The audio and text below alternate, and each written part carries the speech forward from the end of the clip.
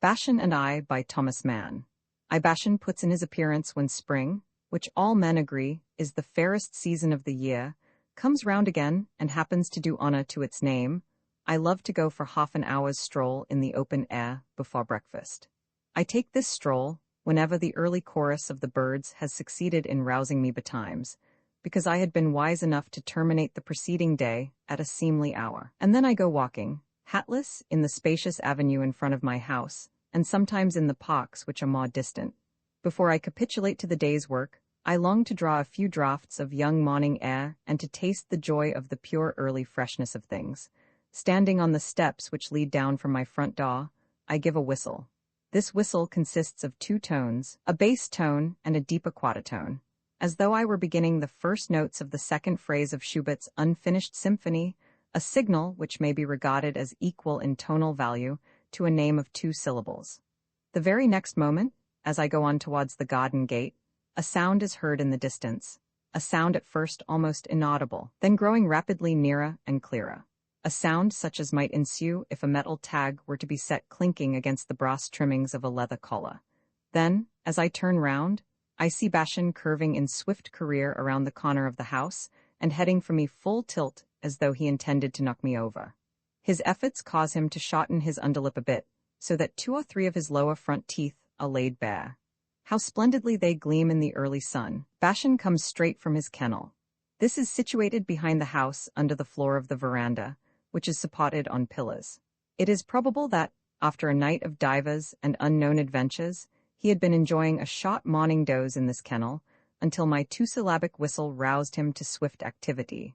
This kennel or miniature hut is equipped with curtains made of coarse material, and is lined with straw. Thus it chances that a stray straw or two may be clinging to Bashan's coat, already rather ruffled up from his lying and stretching, or that one of these refractory straws may even be left sticking between his toes.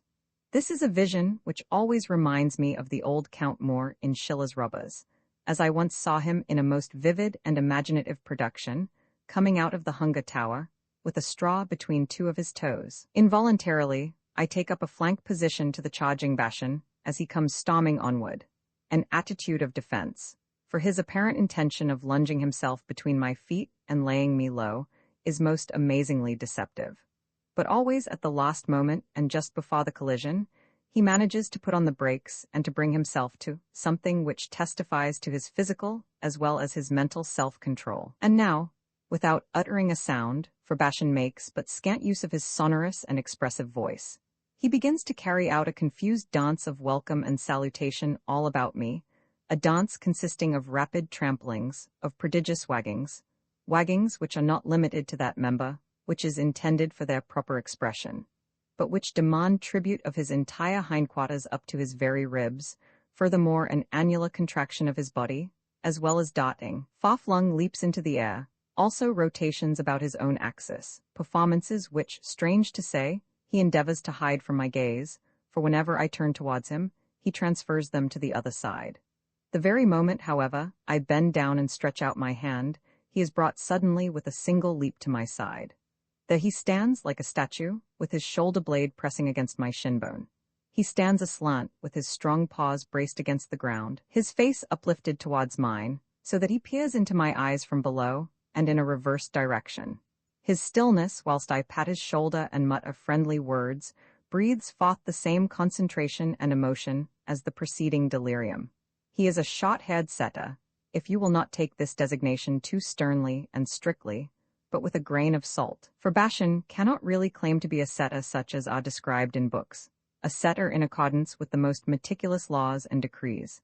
He is perhaps a trifle too small for this, for he is somewhat under the size of a full-fledged setter. And then his legs are not quite straight, but somewhat disposed to bend outward, a condition of things which would also be scarcely in accordance with the ideal of a Simon pure breed. The slight disposition to dewlaps or wattles, that is, to those folds of skin about the neck which are capable of lending a dog such a dignified expression, becomes him admirably, though it is certain that this feature would also be objected to as a flaw by implacable experts on breeding, for I am told that in this species of dog, the skin should lie close and firm about the throat. Bashan's coloring is very beautiful. His coat is a rusty brown in the ground color, striped with black. But there are also considerable mixtures of white. These predominate on the chest, the paws, and the belly. His entire nose, which is very short, seems to be painted black. This black and rusty brown makes a pretty velvety pattern on his broad skull as well as on his cool earlaps. One of his most edifying external features is the wall, tuft or tassel into which the white hair on his chest twists itself and which sticks out like the spike on certain ancient armor. To be sure, one of his rather arbitrary glories, the color of his hair, might also appear a dubious point to those who rate racial laws higher than the values of personality. It is possible that the classic setter should be monochrome or decorated with shaded or toned spots, and not, like Bashan, with tiger-like stripes.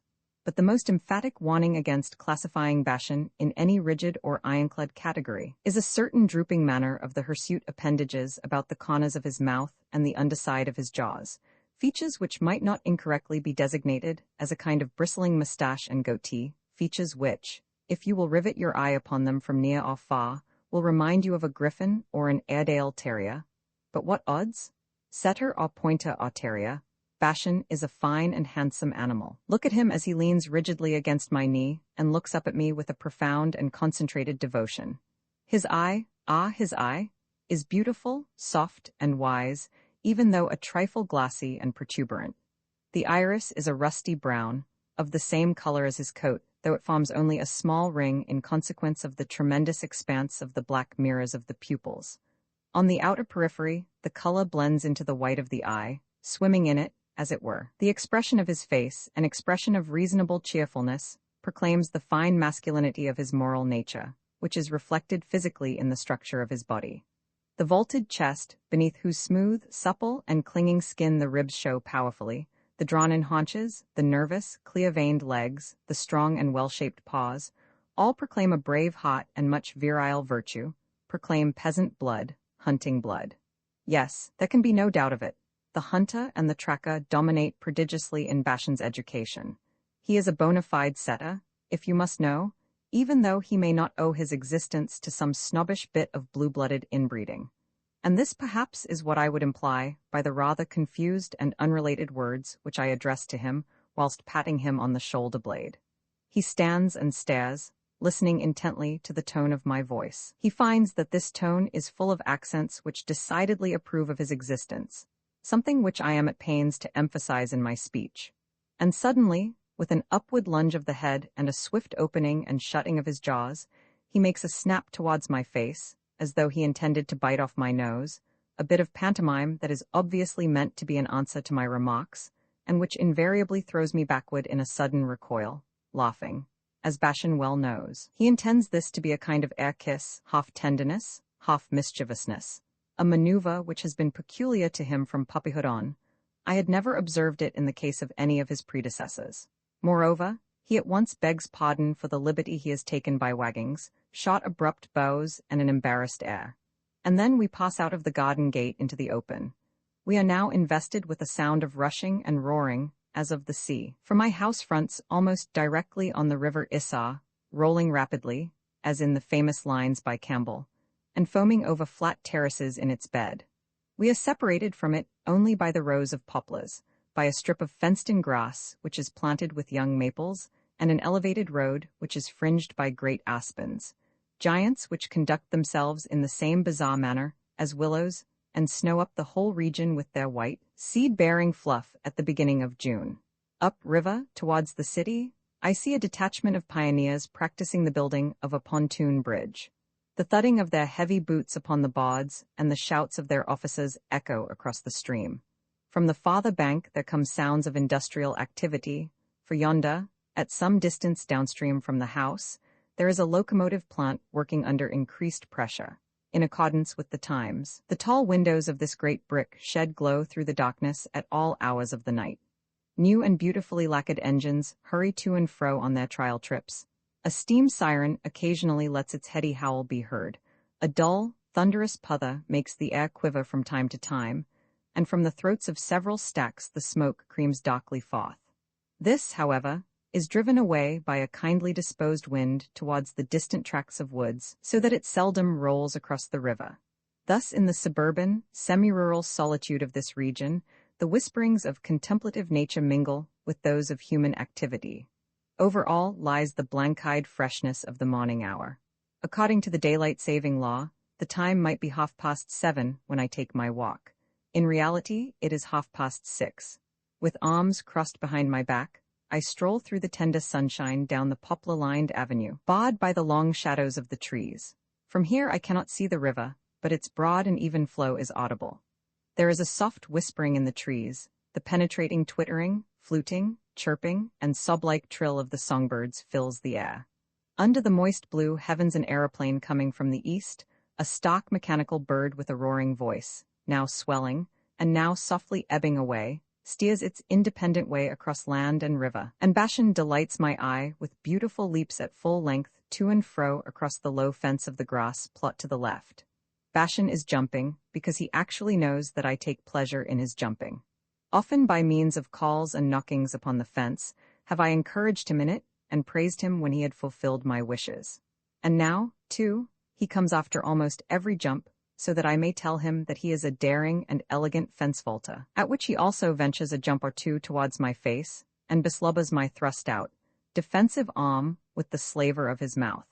These exercises, however, he likewise intends to be a kind of gymnastic morning toilet, for he smooths his ruffled coat by means of these athletic movements and rids himself of the straws which had disfigured it.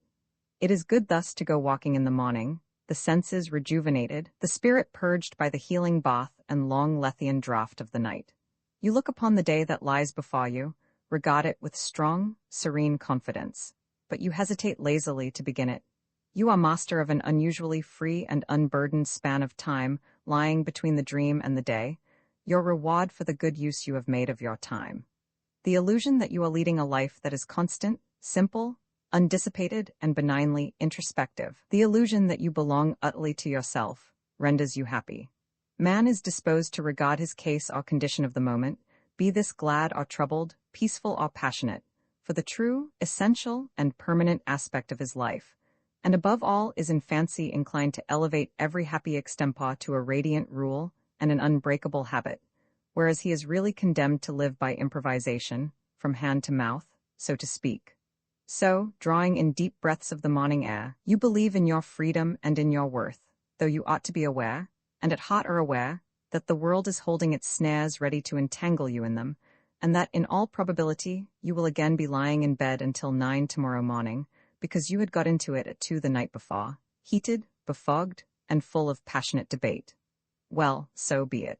Today you are the man of sobriety and the dew-clad early hour, the right royal lord of that mad hunter yonder, who is just making another jump across the fence out of sheer joy that you are apparently content to live this day with him and not waste it upon the world you have left behind you. We follow the tree-lined avenue for about 5 minutes, to that point where it ceases to be a road and becomes a coarse desert of gravel parallel to the course of the river.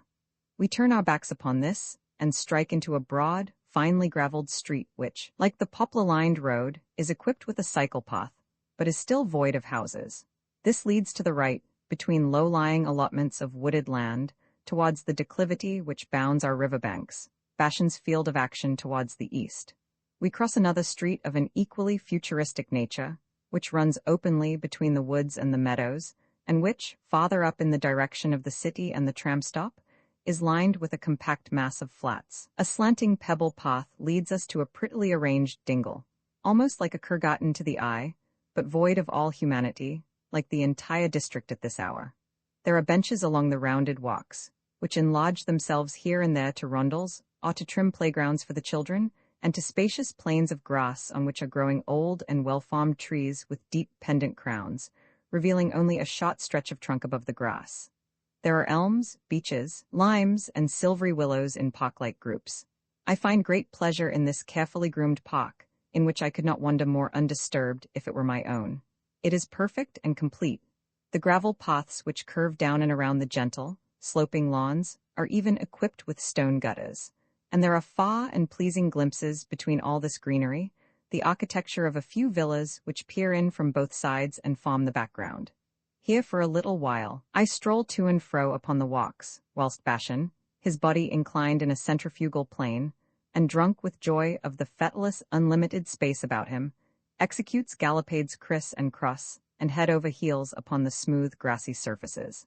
Or else with barkings wherein indignation and pleasure mix and mingle, he pursues some bird, which, either bewitched by fear or out of sheer mischief, flutters along always a few inches in front of his open jaws. But no sooner do I sit down upon a bench than he comes and takes up a position on my foot.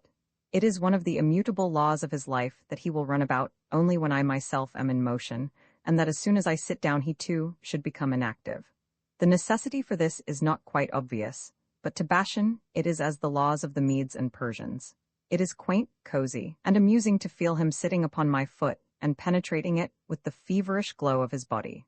A sense of gaiety and sympathy fills my bosom, as always when I am abandoned to him and to his idea of things.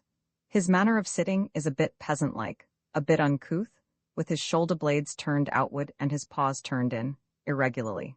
In this position his figure appears smaller and stockier than it really is, and the white wall of hair upon his chest is thrust into comic prominence. But his head is thrown back in the most dignified manner, and redeems his disregard for a fine pose by virtue of the intense concentrated attention it displays. It is so quiet that both of us remain absolutely still. The rushing of the water reaches us only in a subdued murmur. Under such conditions, the tiny secret activities in our immediate world take on a particular importance and preoccupy the senses. The brief rustling of a lizard, the note of a bird, the burrowing of a mole in the ground. Bashan's ears are erected, in so far as the muscular structure of flapping ears admits of this. He cocks his head in order to intensify his sense of hearing, and the nostrils of his moist black nose are in incessant and sensitive motion, responsive to innumerable subtle reactions. He then lies down once more, being careful, however, to maintain his contact with my foot. He is lying in a profile position, in the ancient, well-proportioned, animalistic, idol-like attitude of the Sphinx, with elevated head and breast, his thighs pressed close to his body, his paws extended in front of him. He is overheated, so he opens his jaws, a maneuver which causes the concentrated cleverness of his expression to pass into the purely bestial. His eyes twinkle and narrow to mere slits, and between his white and strong triangular teeth, a long, rose-red tongue lolls forth. II. How we acquired Bashan. It was a short, buxom, dark-eyed young woman who, with the help of her equally sturdy and dark-eyed daughter, keeps a hillside tavern not far from the Bavarian mountain resort called Tolls, who acted as go-between in the business of our making Bashan's acquaintance, and then acquiring him. That is over 2 years ago, and he was only half a year old at the time. Anastasia, this is the name of mine hostess, knew that we had been compelled to have our Percy shot. He was a Scotch collie, a harmless, somewhat weak-minded aristocrat, who had been visited in his old age by a painful and disfiguring skin disease, and that for over a year we had been without a faithful guardian. She therefore rang us up from her perch in the hills and told us that she was boarding a dog who was sure to suit us to a dot, and that he was to be seen at any time. The children coaxed and urged, and as the curiosity of their elders was scarcely less than their own, we all sallied forth the very next afternoon to climb the heights where Anastasia's tavern lay. We found her in her roomy kitchen, which was filled with warm and succulent vapors. There she stood with her round bare forearms and her dress open at the throat, with her face rosy and shiny, preparing the evening meal for her boarders, whilst her daughter, busily but quietly going to and fro, lent assistance. We were given a pleasant greeting, and the fact that we had not postponed our visit but had come to attend to business without delay was favorably commented upon.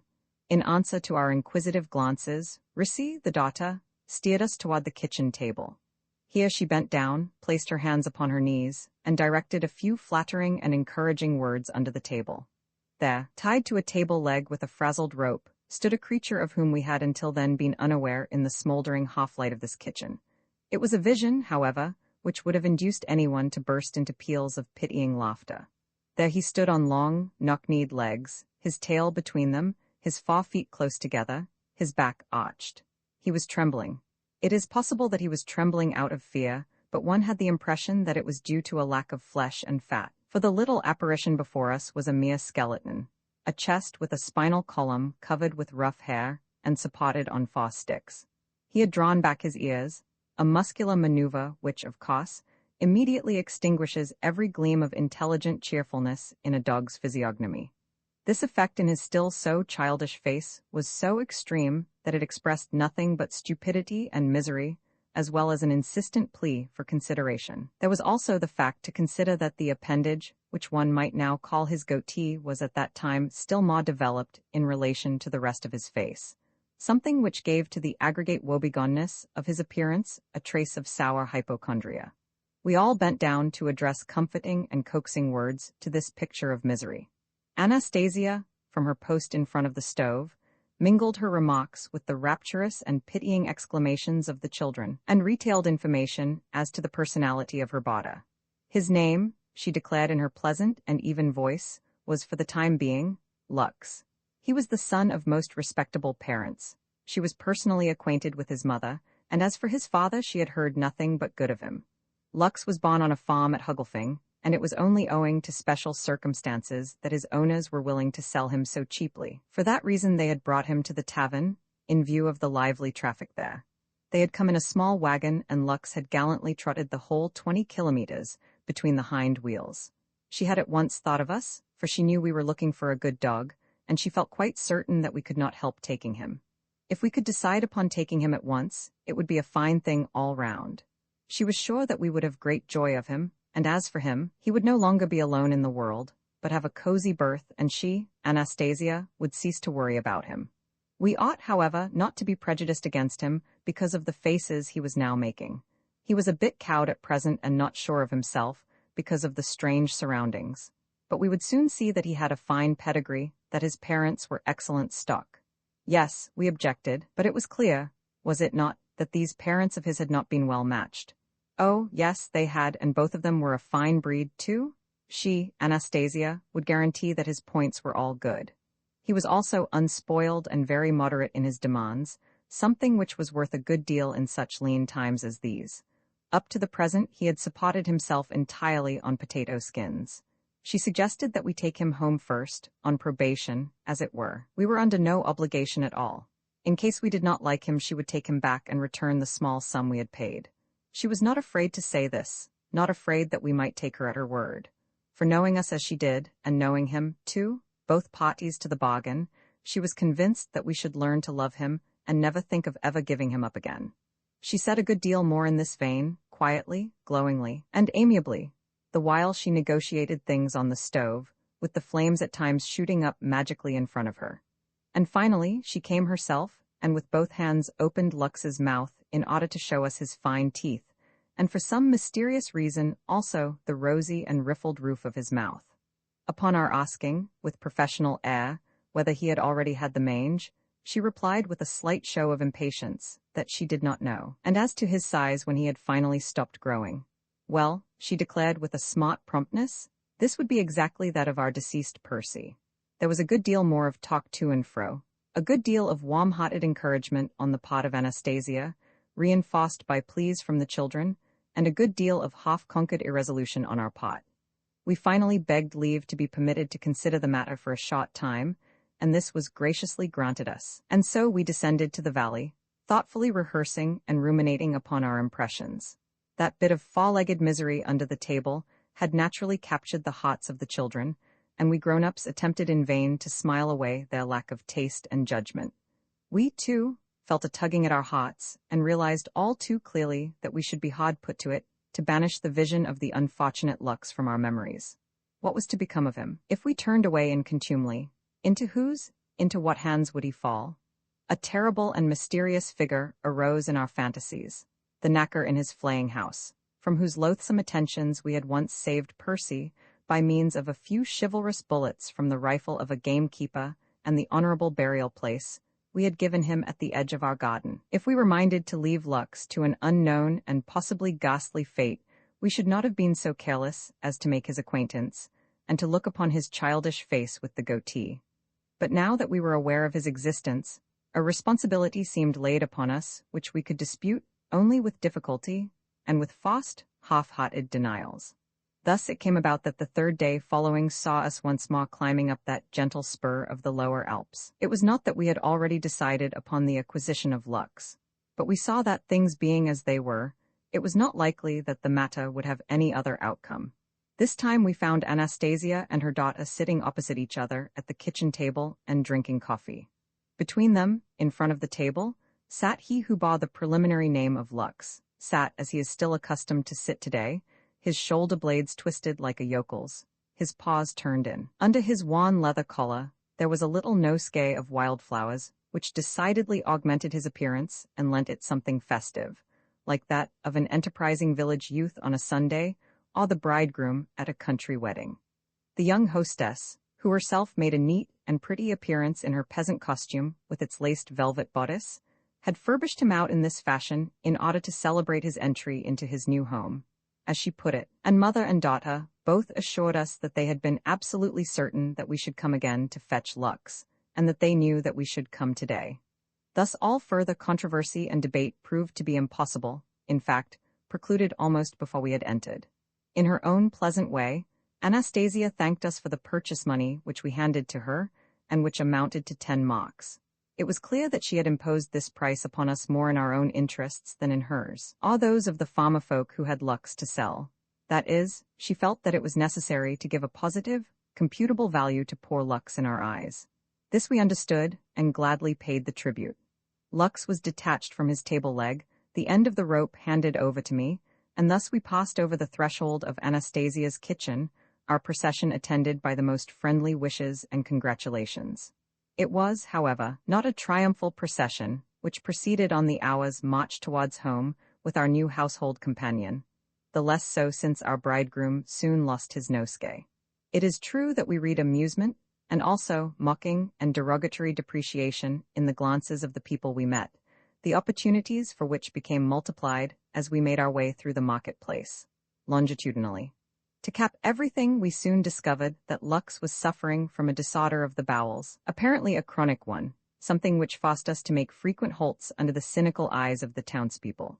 We formed a protective circle and hid his internal misery from rude eyes, and solemnly asked ourselves whether it was not, after all, the mange which was thus displaying its most sinister symptoms.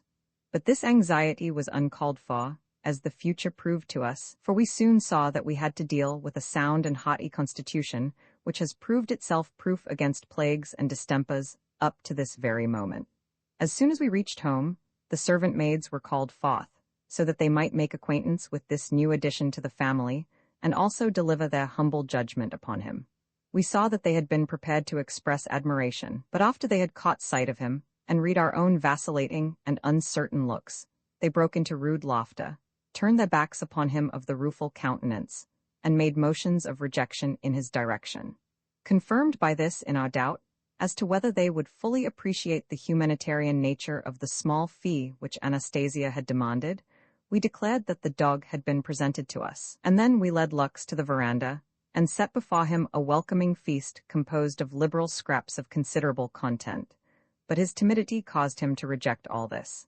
He sniffed, to be sure, at the titbits which he was invited to consume, but stood aside shy and incapable of bringing himself to the pitch of believing that all these cheese rinds and chicken bones were really intended for him.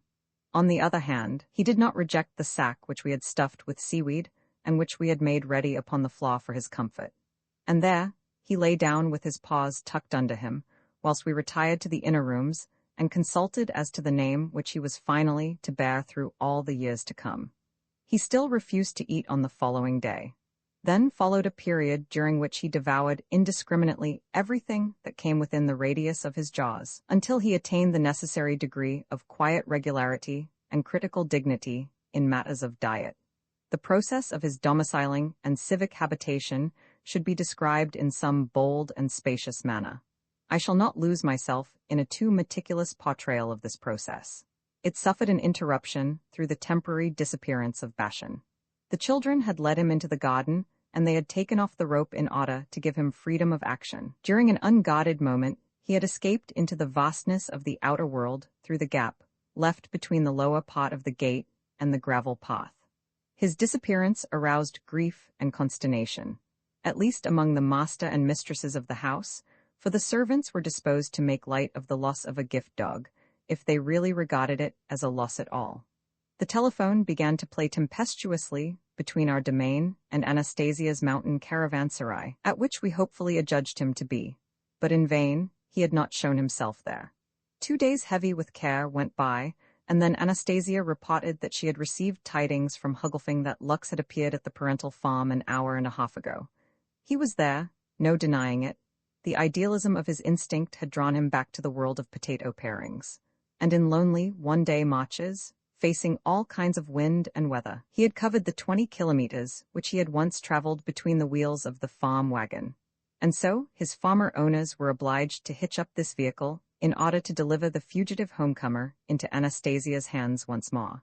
2 more days rolled by, and then we again went forth to bring home the errant one. We found him fastened as before to the table leg, unkempt and gaunt and splashed with the mud of the country roads. To be sure, he gave signs of recognition and of joy as he caught sight of us. But why then had he left us? There came a time when it was clear that he had rid his mind of the charms of the farm, but had not yet fully taken root with us, so that his soul was masterless and like to a leaf that is set tumbling about by the wind. During this period, it was necessary to keep a sharp eye on him whilst out walking, for he was all too prone to tear asunder, unperceived, the weak band of sympathy that bound us, and in a grand burst of independent living to lose himself in the woods, where he would certainly have reverted to the condition of his savage forebears. Our solicitude preserved him from this sinister destiny. We strove to keep him on that high moral level which his kind had achieved at the sight of man during thousands of years of association in common. And then a radical change of residence, our removal to the city, or rather its suburbs, led to his becoming wholly dependent upon us and entering upon an intimate connection with our household life. Roman 3. A few items regarding Bashan's character and manner of life. A man in the valley of the Isar had told me that dogs of this species might become obnoxious, for they were always anxious to be with the master. I was therefore warned against accepting the tenacious faithfulness which Bashan soon began to display towards me as all too personal in its origin. On the other hand, this made it easier for me to discourage it a little, in so far as this may, in self-defense, have been necessary. We have to deal here with a remote and long-derived patriarchal instinct of the dog which determines him, at least so far as the more manly, open-air loving breeds are concerned, to regard and honor the man, the head of the house and the family, as the master, the protector of the home, the lord, and to find the goal and meaning of his existence in a peculiar relationship of loyal vassal friendship, and in the maintenance of a far greater spirit of independence towards the other members of the family. It was this spirit that Bashan manifested towards me from the very beginning. His eyes followed me about with a manly trustfulness shining in them. He seemed to be asking for commands which he might fulfill, but which I chose not to give, since obedience was not one of his strong points. He clung to my heels with the visible conviction that his inseparability from me was something firmly rooted in the sacred nature of things. It went without saying that in the family circle he would lie down only at my feet and never at anyone else's. It went equally without saying that in case I should separate from the others when out walking and pursue my own ways, he should join me and follow my footsteps. He also insisted upon my company when I was working, and when he chanced to find the door that gave upon the garden closed, he would come vaulting in through the window with startling suddenness, whereby a good deal of gravel would come rattling in upon the floor, and then with a sob and a sigh, he would throw himself under my desk. But there is a reverence which we pay to life and to living things which is too vigilant and keen not to be violated even by a dog's presence when we feel the need of being alone. And it was then that Bashan always disturbed me in the most tangible fashion. He would step up to my chair, wag his tail, look at me with devouring glances, and keep up an incessant trampling. The slightest receptive or approving movement on my part would result in his climbing up on the armrests of the chair and gluing himself against my chest, in order to force me to laugh by the air kisses which he kept lunging in my direction. And then he would proceed to an investigation of the top of my desk, assuming, no doubt, that something edible was to be found there, since I was so often caught bending over it. And then his broad and hairy paws would smear or blur the wet ink of my manuscript. Called sharply to account, he would lie down once more and fall asleep. But no sooner was he asleep than he would begin to dream, during which he would execute the movements of running with all his 4 feet stretched out, at the same time giving vent to a clear yet subdued ventriloquistic barking, which sounded as if it came from another world. That this had a disturbing and distracting effect upon me need surprise no one, for first of all, it was eerie, and then it stirred and burdened my conscience. This dream life was all too clearly an artificial substitute for the real chase, the real hunt, and was prepared for him by his nature, because in his common life with me, the happiness of unrestrained movement in the open did not devolve upon him in that measure which his blood and his instincts demanded. This came home to me very strongly, but as it was not to be altered, it was necessary that my moral disquietude should be dispelled by an appeal to other and higher interests. This led me to affirm that he brought a great deal of mud into the room during bad weather, and moreover, that he tore the carpets with his claws.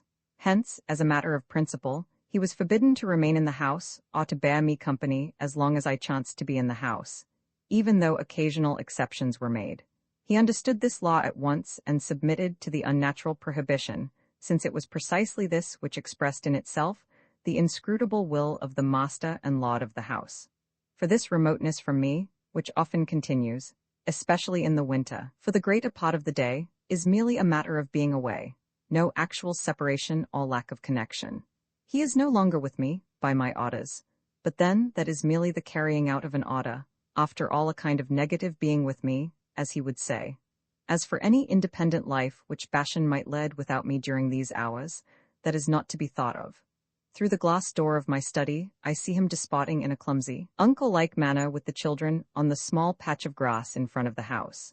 But constantly, he comes running up to the door, and as he cannot see me through the muslin curtain which stretches across the pane, he sniffs at the crack between door and jamb so as to assure himself of my presence, and then sits down on the steps with his back turned towards the room, mounting guard. From my writing table, I can also see him moving at a thoughtful trot between the old aspens on the elevated highway yonder.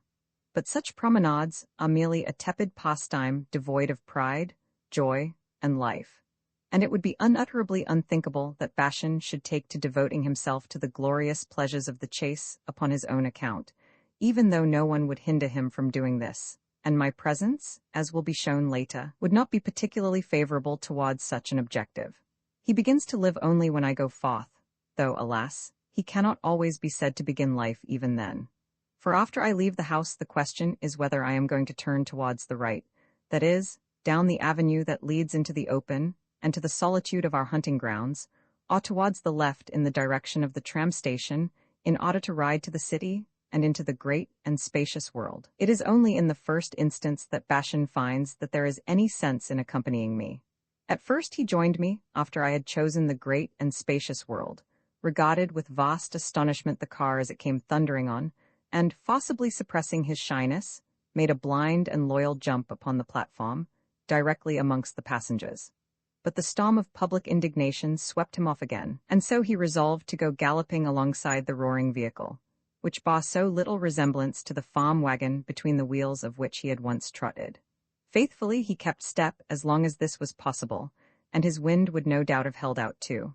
But being a son of the upland farm, he was lost in the traffic of the metropolis. He got between people's legs. Strange dogs made flank attacks upon him. A tumult of wild odors such as he had never before experienced, vexed and confused his senses. House corners, impregnated with the essences of old adventures, lured him irresistibly. He remained behind, and though he once more overtook the wagon on rails, this proved to be a wrong one, even though it exactly resembled the right one. Bashan ran blindly in the wrong direction, lost himself more and more in the disconcerting strangeness of the world, and it was more than 2 days before he came home, starved and limping, to that lost house along the river to which his master had also been sensible enough to return in the meantime. This happened 2 or 3 times, then Bashan finally gave up accompanying me when I turned towards the left. He knows instantly what I intend to do as soon as I emerge from the doorway of the house, make a trip to the hunting grounds or a trip to the great world. He jumps up from the doormat upon which he has been awaiting my coming forth under the protecting arch of the entrance. He jumps up, and at the same moment he sees what my intentions are. My clothing betrays these to him, the cane that I carry, also my attitude and expression, the cool and preoccupied look I give him, all the irritation and challenge in my eyes. He understands. Headlong he plunges down the steps and goes dancing before me in swift and sudden bounds, and full of excitement towards the gate when my going forth seems to be certain. But when he beholds hope vanish, he subsides within himself, lays his ears close to his head, and his eyes take on that expression of shy misery which is found in contrite sinners. That look which misfortune begets in the eyes of men, and also of animals. At times he is really unable to believe what he sees and knows, that it is all up and that there is no use hoping for a hunt. His desires have been too intense. He repudiates the signs and symbols, chooses not to see the city walking stick, the careful citified clothes I am wearing. He pushes through the gate with me, switches around outside in a half-turn, and seeks to draw me towards the right by starting to gallop in this direction, and by turning his head towards me, forces himself to overlook the fateful no, which I oppose to his efforts. He comes back when I actually do turn towards the left, accompanies me, snorting deeply, and ejaculating short, confused high notes which seem to arise from the tremendous tension in his interior, as I walk along the fence of the garden, and then he begins to jump back and forth over the pickets of the adjacent public park. These pickets are rather high, and he groans a little in his flight through the air out of fear lest he hurt himself. He makes these leaps impelled by a kind of desperate gaiety, scornful of all hard facts, and also to bribe me, to work upon my sympathies by his cleverness. For it is not yet quite impossible, however improbable it may seem, that I may nevertheless leave the city path at the end of the park, once more turn towards the left and lead him on to liberty, even if only by way of the slightly roundabout way to the post-box. This happens, it is true, but it happens only rarely. Once this hope has dissolved into empty air, Bashan settles down upon his haunches and lets me go my way. There he sits now, in yokel-like, ungraceful attitude, in the very middle of the road, and stares after my retreating form, down the whole long vista. If I turn my head, he pricks up his ears, but does not follow me. Nor would he follow me if I should call or whistle. He knows this would all be to no purpose. Even from the very end of the avenue I can see him still sitting there, a small, dark, awkward shape in the middle of the high road. A pang goes through my heart. I mount the tram with an uneasy conscience. He has waited so long and so patiently, and who does not know what torture waiting can be? His whole life is nothing but waiting, for the next walk in the open, and this waiting begins as soon as he has rested after his last run. During the night, too, he waits, for his slumbers are distributed throughout the entire 24 hours of the sun's revolution, and many a siesta upon the smooth lawn, whilst the sun beats upon his coat, all behind the curtains of his hut, must help to shorten the bare and empty spaces of the day. His nocturnal rest is therefore dismembered and without unity. He is driven by blind impulses hither and thither in the darkness, through the yard and the garden. He runs from place to place, and waits. He waits for the recurrent visit of the local watchman with the lantern, the heavy thud of whose footfall he accompanies against his own better knowledge with a terrible burst of heralding box. He waits for the paling of the heavens, the crowing of the cock in the nearby nursery garden, the stir of the morning wind in the trees, and for the unlocking of the kitchen entrance, so that he may slip in and warm himself at the white-tiled range. But I believe that the torture of this nightly vigil is mild, compared to that which Bashan must endure in the broad of day, particularly when the weather is fair, be it winter or summer, when the sun lures into the open, and the desire for violent motion tugs in every muscle, and his master, without whom, of course, there can be no real enjoyment, persistently refuses to leave his seat behind the glass door. Bashan's mobile little body, through which life pulsates so swiftly and feverishly, has been, so to speak, exhausted with rest, and there can be no thought of sleep. Up he comes to the terrace in front of my door, drops himself in the gravel with a sob which comes from the very depths of his being, and lays his head upon his paws, turning up his eyes with a martyr's expression towards heaven. This, however, lasts only a few seconds. The new position irks him at once. He feels it to be untenable. There is still one thing he can do. He may descend the steps and pay attention to a small tree trimmed in the shape of a rose tree and flanking the beds of roses, an unfortunate tree which, owing to these visits of Bashan, dwindles away every year and must be replanted. There he stands on 3 legs, melancholy and contemplative, the slave of a habit, whether urged by nature or not. Then he reverts to his 4 legs, and is no better off than before. Dumbly he gazes aloft into the branches of a group of ash trees. 2 birds are flitting from bough to bough, with lively twitterings. He watches feathered ones dashing away swift as arrows, and turns aside, seeming to shrug his shoulders at so much childish élan of life. He stretches and strains as though he intended to tear himself asunder. This undertaking, for the sake of thoroughness, he divides into 2 parts. First of all, he stretches his front legs, lifting his hindquarters into the air, and then exercises these by stretching his hind legs far behind him. He yawns tremendously both times, with wide, red-gaping jaws and up-curled tongue. Well, now he has also achieved this. The performance cannot be carried on any further, and having once stretched yourself according to all the rules of the game, it is inconceivable that you should immediately repeat the maneuver. So Bashan stands and gazes at the ground. Then he begins to turn himself slowly and searchingly about his own axis, as though he wished to lie down, and were not as yet certain as to the way in which this should be done. He changes his mind, however, and goes with lazy step to the middle of the lawn, where with a sudden, almost convulsive movement, he hurls himself upon his back in order to cool and scour this by a lively rolling hither and thither upon the mown surface of grass. This must induce a mighty feeling of bliss, for stiffly he draws up his paws as he rolls and snaps into the air in all directions in a tumult of joy and satisfaction. All the more passionately, he drains this rapture to the very dregs, in that he knows that it is purely a fleeting rapture, and that one cannot very well wallow in this fashion more than 10 seconds, and that beneficent weariness which comes to one after such honest and happy efforts will not follow, but merely disillusion and twofold disquietude, the price paid for this delirium, this drug-like dissipation. For a moment he lies with twisted eyeballs upon his side as though he were dead. Then he rises and shakes himself. He shakes himself as only his kind is able to shake itself, without having to fear a concussion of the brain. He shakes himself to a crescendo of flappings and rattlings, and his ears go slapping under his jawbone, and his loose lips part from his white, bare, triangular teeth. And then he stands motionless, in stark abstraction. He has reached the ultimate limit and no longer has a single idea as to what he shall do with himself. Under such circumstances as these, he is recourse to something extreme. He climbs up to the terrace, approaches the glass door, scratches only once and very feebly. But this soft and timidly lifted paw, this soft, solitary scratching, upon which he had resolved, after all other counsel had failed, work mightily upon me, and I arise to open the door for him in order to let him in, although I know that this can lead to no good. For he immediately begins to leap and cavort, as a call to engage in manly enterprises. He pushes the carpet into 100 folds, spreads confusion through the room, and my peace and quiet are at an end. But now judge whether it is easy for me to sail off in the tram, after seeing Bashan wait thus, and leave him sitting as a melancholy little heap of misery deep within the converging lines of the avenue of poplars.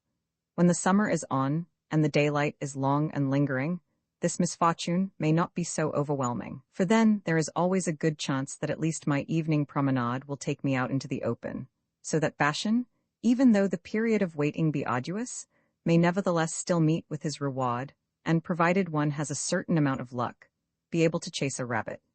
But in winter, it is all up for this day, and Bashan must bury all hope for a full 24 hours. For then the night will have already fallen upon the hour of my second going forth. The hunting grounds are buried in impenetrable darkness, and I must direct my steps towards regions artificially lighted, upstream, through streets and public parks, and this does not suit Bashan's nature and simplicity of soul.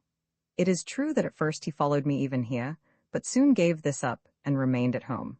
It was not only that visible chances for gadding about were lacking. The Hofdoc made him hesitant. He shied in confused alarm at man and bush. The sudden flapping of a policeman's cape caused him to jump aside with a howl, and with the courage of horror to make a sudden dash at the policeman, who was also scared half to death, and strove to even up the fright he had received by a torrent of harsh and threatening words directed at me and Bashan. And there were many other uncomfortable encounters whenever he went forth with me through the night and the mist. Apropos of this policeman, I will remark that there are 3 kinds of human beings to whom Bashan has a wholehearted aversion, namely policemen, monks, and chimney sweeps. He cannot tolerate them, and will sally forth against them with furious barks whenever they go past the house, or wherever they may chance to cross his path. Moreover, winter is that season in which the world lies most vigilantly and insolently in ambush against our liberties and our virtues, and least willingly grants us a uniform and serene existence, an existence of seclusion and of quiet preoccupation, and so it happens that often the city draws me to itself a second time in one day, in the evening, when society demands its rights. Then, late, at midnight, the lost tram deposits me far out at its penultimate stop, Or I come jogging along on foot, long after the last tram has returned to town. I come wandering distrait, tempered with wine, smoking, having passed the bourne of natural fatigue, and wrapped in a sense of false security in relation to all things mundane. And then it happens that the embodiment of my own domesticity, as it were, my very retirement, comes to meet me and salutes and welcomes me not only without reproach or touchiness, but with extreme joy, and reintroduces me to my own fireside, all in the shape of Bashan himself. It is pitch dark, and the river goes by with a rushing sound as I turn into the poplar avenue. A few steps more and I feel that I am becaped and beswitched by paws and tail, and have no clear idea of what is happening to me. Bashan, I ask of the darkness, and then the capering and the switching are intensified to the utmost. They pass into something dervish and berserker-like, though the silence continues. The very moment I stand still, I feel two homely and wet and muddy paws upon the lapels of my overcoat, and there are such violent snappings and lappings close to my face that I bend backward, whilst I pat those lean shoulders, wet with rain or snow. Yes, the dear fellow has waited for me at the tram stop, well aware of my comings and goings and doings. He had gone forth when the hour seemed to have arrived, and waited for me at the station. Waited, perhaps, a long and weary while in the snow or rain, and his joy at my arrival is devoid of all resentment at my cruel faithlessness, even though I had utterly neglected him today, and reduced all his hopes and expectances to naught. So I am loud in my praise of him, as I pat his shoulders and we turn towards home.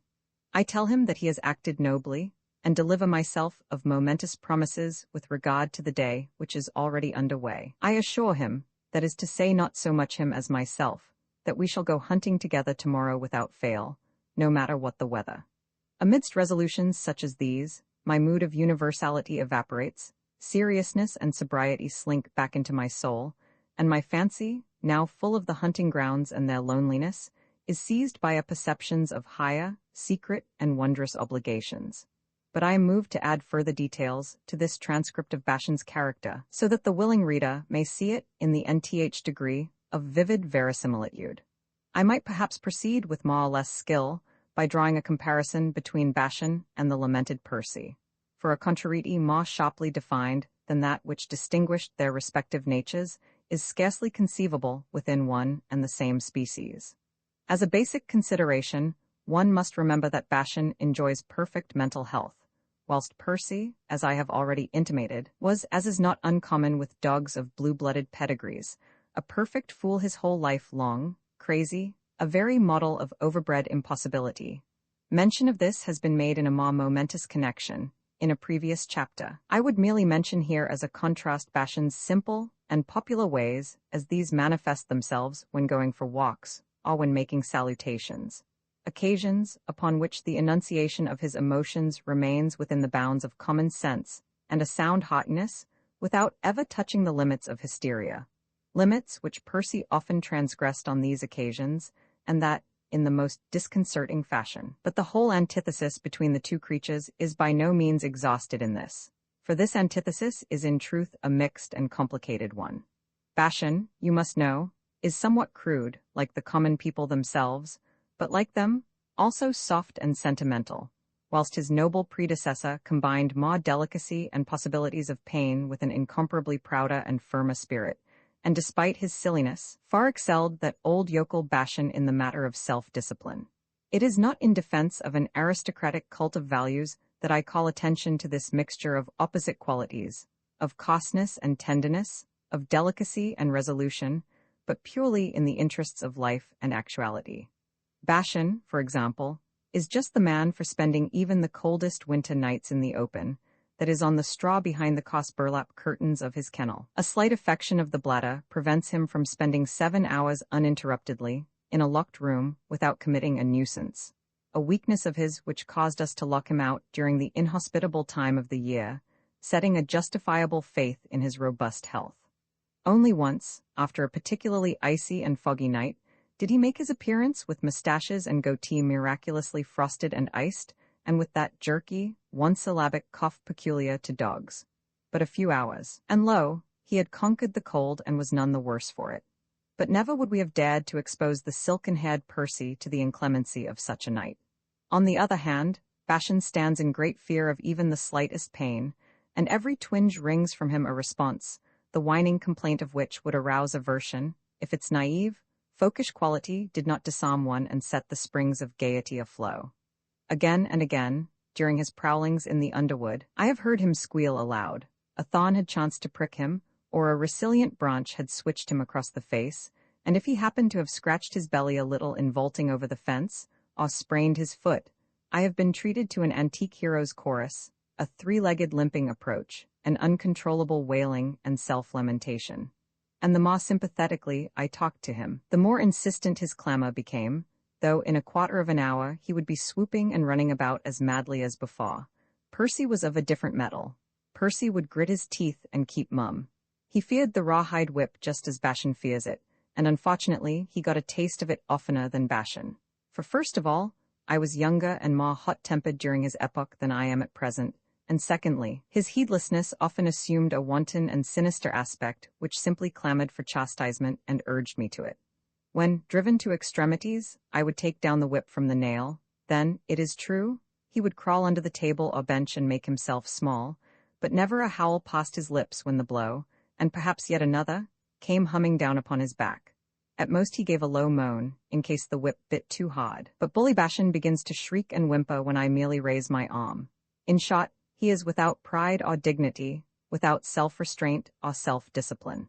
But his activities seldom call for armed punitive intervention, the less so since I have long ago ceased to demand achievements from him which are contrary to his nature and insistence upon which might lead to a collision. Tricks, for instance, I never expect from him. It would be futile.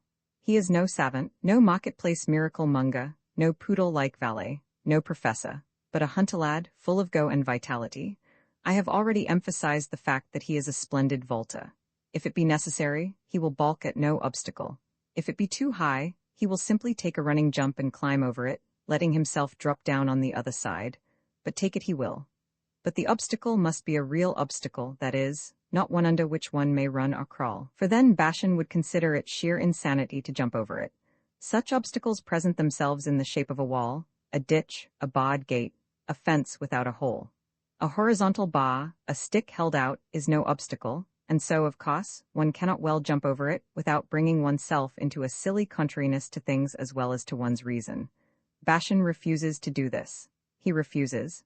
Should you attempt to persuade him to jump over some sham obstacle, you would finally, in your wrath, be forced to take him by the scruff of the neck, and to hurl him over it, barking and yapping. He will hereupon assume a mien, as though he had magnanimously permitted you to attain your wishes, and will celebrate the result by caperings and rapturous barks. You may flatter him, beat him, but here you will encounter a resistance of sheer reason against the trick pure and simple which you will never be able to overcome. He is not unobliging. Gratifying his master means a great deal to him.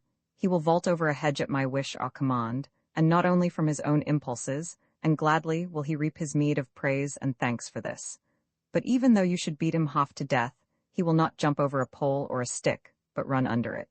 He will beg 100 times for forgiveness, for consideration, for mercy, for he fears pain, fears it, to the point of utter pusillanimity. But no fear and no pain can force him to do something which, from a physical point of view, would be mere child's play for him, but for which all mental capacities are obviously lacking in him. To demand this act of him is not to confront him with the question as to whether he should or should not jump. This question is already settled for him in advance, and the command simply means a clubbing. To demand the incomprehensible, and therefore the impossible from him is, in his eyes, merely a pretext for a quarrel, for a disturbance of friendship and a chance to inflict a whipping, and is in itself the very inauguration of these things. This is Bashan's conception of things, as far as I can see, and I doubt whether one can speak of mere ordinary stubbornness in this connection. Obduracy may finally be broken, yes, it even demands to be broken, but Bashan would seal his refusal to perform a trick or feat with his very life. A wondrous soul, so friendly and intimate, and yet so alien in certain traits, so alien that our language is incapable of doing justice to this canine logic. What relation has this, for instance, with that terrible circumstantiality, always so unnerving for the spectator, with which the meeting, the acquaintance, or the mere recognition of dog and dog fulfill themselves? My picaroon forays with Bashan have made me the witness of hundreds of such meetings, or rather, I should say forced me to be an unwilling, embarrassed witness. And every time, as long as the scene lasted, his usually transparent behavior became inscrutable to me. I found it impossible to effect a sympathetic penetration into the feelings, laws, and tribal customs which form the basis of his behavior. In reality, the meeting in the open of two dogs strange to each other belongs to the most poignant, arresting, and pathetic of conceivable happenings. It takes place in an atmosphere of demonry and strangeness. An inhibition operates here for which there is no exact term. The two cannot pass each other. A terrible embarrassment prevails. I need scarcely speak of cases in which the one party is locked inside some allotment, behind a fence or a hedge. Even then it is not easy to see what humor the two may be in, but the affair is comparatively less ticklish.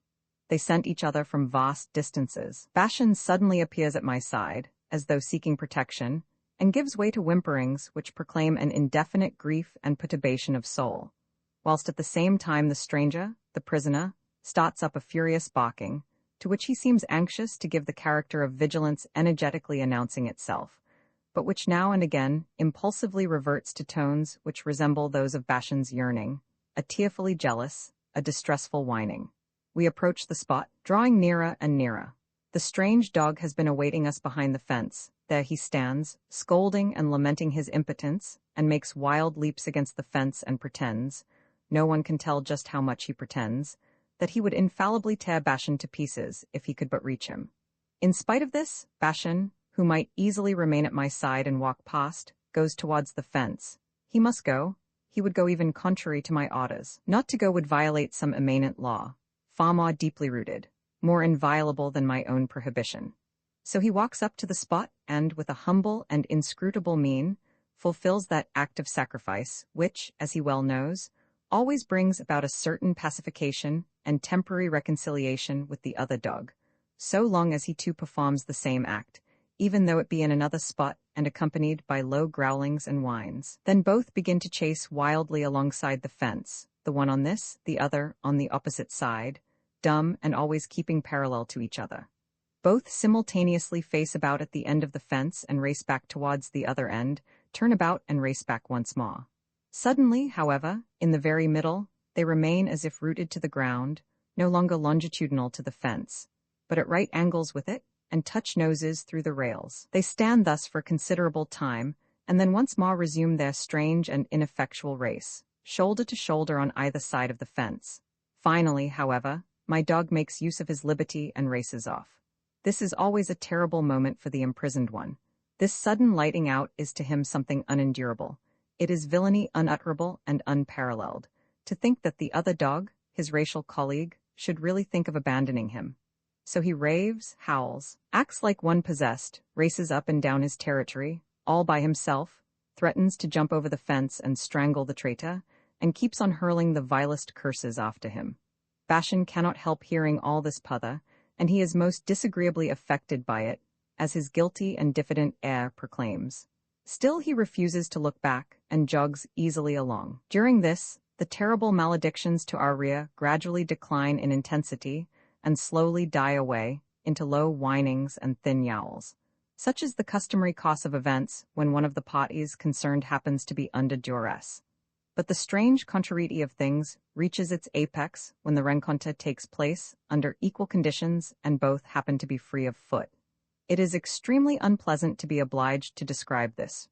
Really, it is the most oppressive, embarrassing, and ticklish situation conceivable.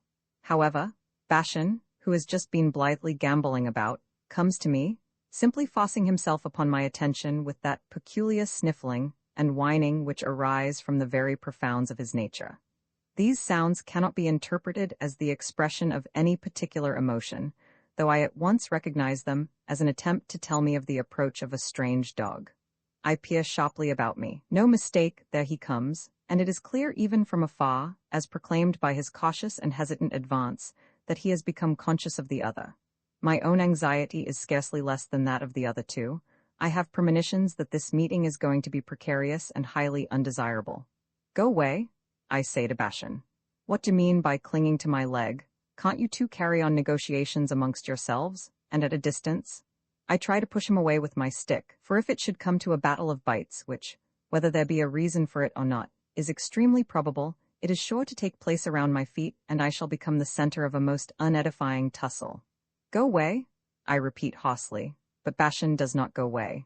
He continues to cling to me, tightly and helplessly. Only for a moment does he deign to move aside to sniff at a tree, an operation which the stranger, as I observe out of the corner of my eye, is also performing yonder. The distance between the two is now only 20 paces. The tension is fearful. The stranger has now assumed a crouching position like a tiger cat, with head thrust forward, and in this highwayman-like pose he awaits Bashan's approach, apparently in order to seize him by the throat at the proper moment. This, however, does not take place, nor does Bashan appear to expect it. At all events, he continues to advance straight towards the lowering one, though with palpitant hesitancy and an alert though tragic mien. He would do so, would in fact be forced to do so, even though I were to leave him and pursue my path, abandoning him to all the perils of the situation. No matter how upsetting the rencontre may be, no thought can be given to evasion or escape. He goes as one that is under a spell, a ban. Both are bound to each other by some secret and tenebrous tie, and neither dares belie this. We have now approached within 2 paces, and then the other dog gets up quietly, just as though he had never assumed the looks or attitude of a lion couchant, and stands there precisely as Bashan stands, both with hangdog look, miserable and deeply embarrassed, and both incapable of yielding an inch or of passing each other.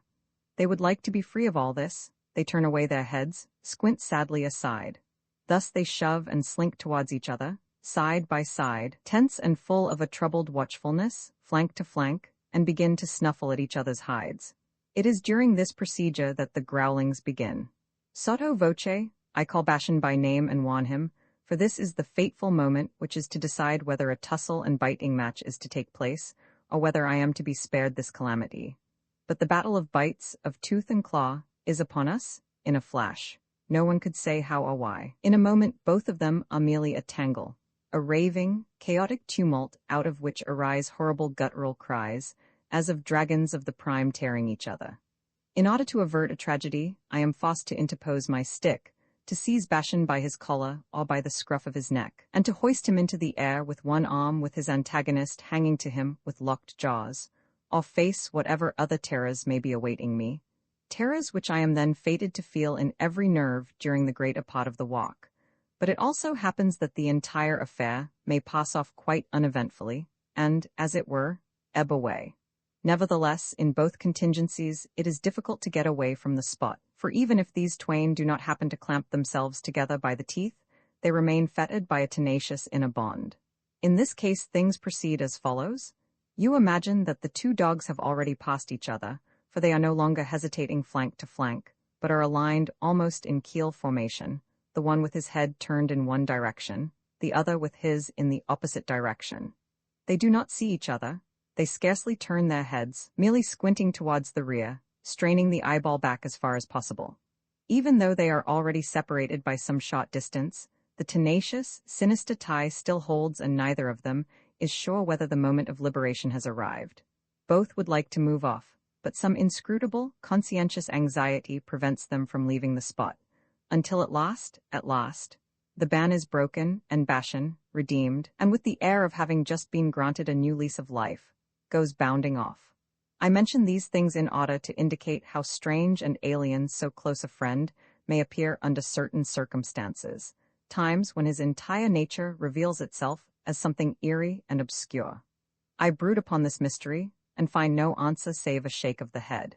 It is only by intuition, and not by reason, that I am able to identify myself with it. Otherwise, I am well acquainted with Bashan's inner world, and am able to meet its every manifestation with sympathy and with cheerfulness, to understand his play of features, his whole behavior.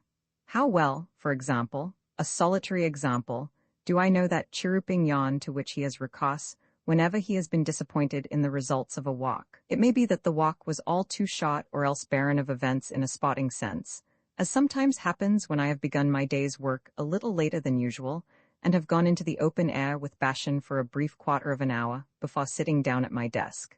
He walks beside me then, and yawns. It is a shameless, impolite, wide-angle yawning, the yawning of the beast, of the brute, and it is accompanied by a whistling, guttural note and by a hurt and bawed look. It says, as clearly as words, "A nice sort of master I've got. I went and fetched him from the bridge last night, and now he goes and sits behind that there glass door, and I've got to wait till he goes out, and me perishing with impatience. And then at last when he does go out, he turns round again and starts back home before I've had a sniff at a single bit o' game. A fine sort of master, eh? And what a mean trick to play on a hound. Why, he ain't fit to be called a master at all." Such are the sentiments expressed with rude clarity by these yawns of his, and there is no mistaking them. I am also aware that he is perfectly right in cherishing such sentiments, and that in his eyes I am guilty. And so my hand steals towards his shoulder for a pat or two, or I proceed to stroke the top of his skull. But he has no use for caresses under such circumstances. He refuses to acknowledge or accept them. He gives another yawn, and this still more rudely than before, if that be possible, and withdraws himself from my conciliatory hand.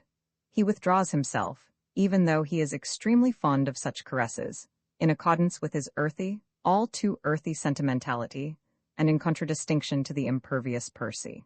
He particularly appreciates being scratched upon the throat, and he has acquired a droll but adroit energy in guiding one's hand to the proper place by means of short movements of the head. That he ignores all tendernesses at present is due not only to his disillusion and disappointment, but also to the fact that he has no interest for such fondlings when in a state of movement, that is, a state of movement coordinated with mine. He is then obsessed by a masculine mood and spirit, and scorns all feminine touches. But an immediate change takes place as soon as I sit down. Then his heart expands, and he becomes receptive to all friendly advances, and his manner of responding to them is full of rapturous and awkward insistence. Often, when I chance to be seated on my chair in the angle of the garden wall or in the grass with my back against some favorite tree, reading a book, I am happy to interrupt my literary occupation in order to speak and play with Bashan. I repeat, to speak with him. And what do I find to say? Well, the conversation is usually limited to repeating his name to him. His name, those two syllables which concern him more than all others, since they designate nothing but himself, and thus have an electrifying effect upon his entire being.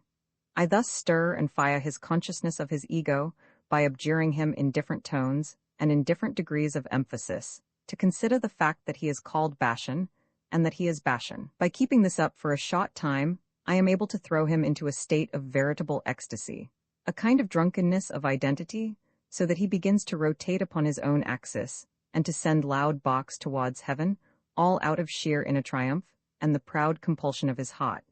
Or we amuse each other in that I flick him upon the nose, whilst he snaps at my hand as at a fly.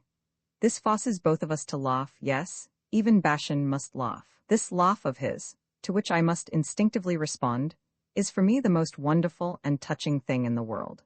It is unutterably moving to see how his haggard canine cheek and the corners of his mouth quiver and jerk to the excitement of the teasing, how the dusky mien of the dumb creature takes on the physiognomic expression of human laughter, or how a troubled, helpless, and melancholy reflection of this appears and vanishes again, to give way to the stigmata of fear and embarrassment, and then how it once more makes its wry appearance. But it is best to pause here and not involve myself deeper in detail. I must not allow my descriptions to exceed the limits which I have set. I merely wish to show my hero in all his glory and in his natural elements, and in that position in life in which he is most himself, and which casts the most favorable light upon his various gifts and accomplishments, that is to say, the hunt or chase. I must, however, as a preliminary, make the reader more closely acquainted with the scene of these joys, our hunting grounds, my landscape along the river. For there is a strange affinity between this and the person of Bashan. This strip of land is as dear to me as it is to him. It is intimate and full of meaning, like himself. Therefore, without further ado or novelistic preciosity, let the following suffice in the way of description. Roman for the hunting grounds in the gardens of our small but spaciously arranged colony of villas there are huge trees, ancient giants which tower above the roofs. They offer a marked contrast to the tender saplings, but recently planted. There can be no mistaking the fact that these trees are the original growth, the aboriginal inhabitants of this region. They are the pride and beauty of this still youthful settlement. They have been carefully preserved and tended, as far as this was possible. At those points where they happen to come into conflict with the surveyor's lines, all with the fences dividing the various lots or tracts of land, that is to say, where some mossy, silvery, venerable trunk happen to be standing precisely on the lines of demarcation, you will find that the fence has made a little loop around the tree trunk, or that a gap has been left in the concrete of the garden wall. In these openings the old ones now tower, half privately, half publicly, their naked branches loaded with snow or bedizened with their small-leafed, late-sprouting foliage. These trees are of the species of the ash, a tree which loves dampness as few others do. This quality at the same time offers a very significant commentary upon the essential peculiarity of our strip of country. It is not yet so very long ago that human ingenuity succeeded in turning it into something capable of cultivation and occupation, possibly a decade and a half ago, no longer. Before that it was a wilderness of swamps, a veritable brooding place for gnats and mosquitoes, a waste in which willows, crippled poplars, and such-like gnarled and twisted arboreal stuff mirrored itself in stagnant pools. This region, you must know, is subject to inundation. A few meters under the surface, there is a strata of watertight soil. The ground has therefore always been swampy and water stood in every hollow. The draining of this fen was accomplished by lowering the surface of the river. I have no head for engineering, but some such expedient was made use of, with the result that the water which could not seep downward was induced to flow off laterally. Hence there are many subterranean brooks which pour themselves into the river at different spots. Solidity has thus been given to the soil, at least the greater part of it, for if you happen to know the district as Bashan and I know it, you would be able to discover in the thickets downstream many a reedy sinkage which reminds you of pristine conditions. These are places of silence and secrecy, the damp coolth of which defies the hottest summer day, spots in which one is glad to rest and draw breath for a space. The region really possesses its own peculiar character, and is to be distinguished at first glance from the banks of the usual mountain river, with their pine woods and mossy meadows. It has succeeded in retaining this original peculiarity, even since it has come into the possession of the real estate company. Even outside the gardens, the aboriginal and original vegetation maintains the upper hand over the imported and the transplanted. It is true that in the avenues and parks the horse chestnut seems to thrive as well as the swift-growing maple. Even beeches and all kinds of decorative shrubbery, but all these, including the alien poplar which towers and ranges in rows of sterile masculinity, are not native to the soil. I said that the ash was an indigenous tree here. It is to be found everywhere, and it is of all ages, from giants hundreds of years old to the soft shoots which, like so many weeds, sprout in masses from the gravel. It is the ash and its companions, the silver poplar and the aspen, the birch and the willow, both as a tree and a bush, which give distinctive character to this landscape. But these are all trees with small leaves, and this smallness and trimness of the foliage in conjunction with the frequently gigantic masses of the trees themselves at once attract attention in this neighborhood. The elm, however, is an exception, and we find it spreading its spacious leaves, fretted as by a jigsaw and shiny and sticky on their upper surface, to the sun. And everywhere there are great masses of creeping plants which weave themselves around the younger trunks in the woods, and in a bewildering way entangle their leaves with these. The slender alders form themselves into small groves in the hollows. The lime is scarcely to be met with at all, the oak never appears nor does the fir. Yet there are firs upon the eastern declivities, which form the frontiers of our territory, for here the soil changes, and with it the vegetation. There they rear black against the heavens and peer, sentinel-like, upon us in our lower levels. From this bluff to the river is not more than 100 meters. I have paced the distance. It may be that the strip of riverbank widens, fan-like, a little farther downstream, but this divergence is in no way important. It is, however, remarkable what a diversity of landscape this limited region affords, even though one explore only the playground which lies along the river, explore it with restraint and moderation, like Bashan and myself. Our forays seldom exceed 2 hours, counting the advance and the retreat. The manifold nature of the views, however, and the fact that one is constantly able to change one's walks and to arrange combinations that are eternally new, without ever becoming bored with the landscape, is due to the circumstance that it is divided into 3 very different regions or zones. One may devote oneself separately to any of these, or one may combine them by means of slanting crosspaths. These three regions are the region of the river and its immediate bank on one side, the region of the bluff on the other, and the region of the forest in the middle. The greater part of the breadth is occupied by the zone of the forest, the willow brakes, and the shrubbery of the bank. I find myself hunting for a word which will more perfectly fix and define this wonderful terrain than the word wood, and yet I am unable to find one. There can be no talk of a wood in the usual sense of the term, a kind of great pillared grove with moss and strewn leafage and tree trunks of fairly uniform girth. The trees in our hunting grounds are of different ages and circumference. Huge patriarchs of the willow and poplar families are to be found among them, especially along the river, though they are also to be encountered in the inner woods. Then there are others already full-grown, which might be 10 or 15 years old, and finally a legion of thin stems, wild nurseries of nature's own crop of young ashes, birches, and elders. These do not, however, call forth any impression of meagerness, because, as I have already indicated, they are all thickly wrapped about with creepers. These give an air of almost tropical luxuriance to the whole. Yet I suspect that these creepers hinder the growth of their hosts, for during the years I have lived here, I do not remember having observed that any of these little stems had grown perceptibly thicker. All trees belong to a closely related species. The alder is a member of the birch family. In the last analysis, the poplar is nothing else than a willow, and one might even say that all of them approach the fundamental type of the latter. All foresters and woodmen know that trees are quite ready to accept a certain adaptation to the character of the circumjacent vicinity, a certain imitation or mimicry of the dominant taste in lines and forms. It is the fantastic, witch-like, distorted line of the willow which prevails here, this faithful companion and attendant of still and of flowing waters, with the crooked finger, projecting, broom-like, branching boughs, and it is these features which the others obviously seek to imitate. The silver poplar crooks herself wholly in the style of the willow, and it is often difficult to tell her from the birch which, seduced by the genius loci, also frequently affects the most extravagant crookednesses, though I would not go so far as to say that this dear and friendly tree was not to be found, and numerously found, in exceedingly shapely specimens. These, when the afternoon light is fervent and favorable, are even most enchanting to the eye. The region knows it as a small silvery trunk with sparse single leaves in the crown, as a sweet grown-up limba virgin with the prettiest of chalky stems, and a trim and languishing way of letting the locks of her foliage hang. But it also makes its appearance as a creature of absolutely elephantine proportions, with a waist which no man could span with his arms, and a rind which has preserved traces of its erstwhile whiteness only high up towards the top, whilst near the ground it has become a coarse, calcined and fissured bark.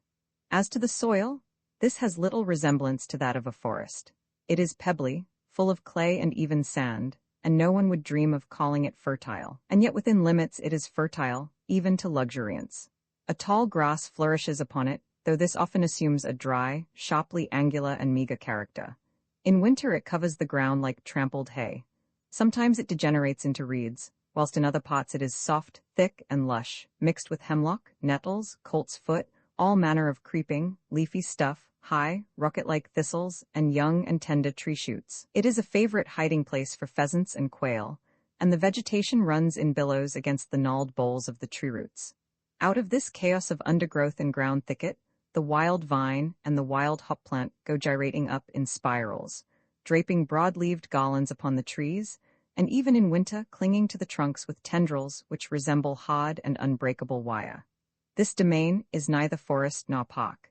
It is an enchanted garden, nothing less. I will stoutly defend this term, even though it refers to a poor, limited, and even crippled bit of nature, the glories of which may be exhausted with a few simple botanical names. The ground is undulant, it rises and falls in regular waves. This feature gives a fine completeness to the views. The eye is led into the illimitable even at the sides. Yes, even if this wood were to stretch for miles to the right and left, even if it were to be as broad as it is long, instead of merely measuring 100 and some odd paces from the center to the extreme edge on either side, one could not feel more secluded, more lost, or isolated. Alone the ear is reminded by the regular and rushing sound of waters to the west that the river hovers within a friendly distance, near yet invisible.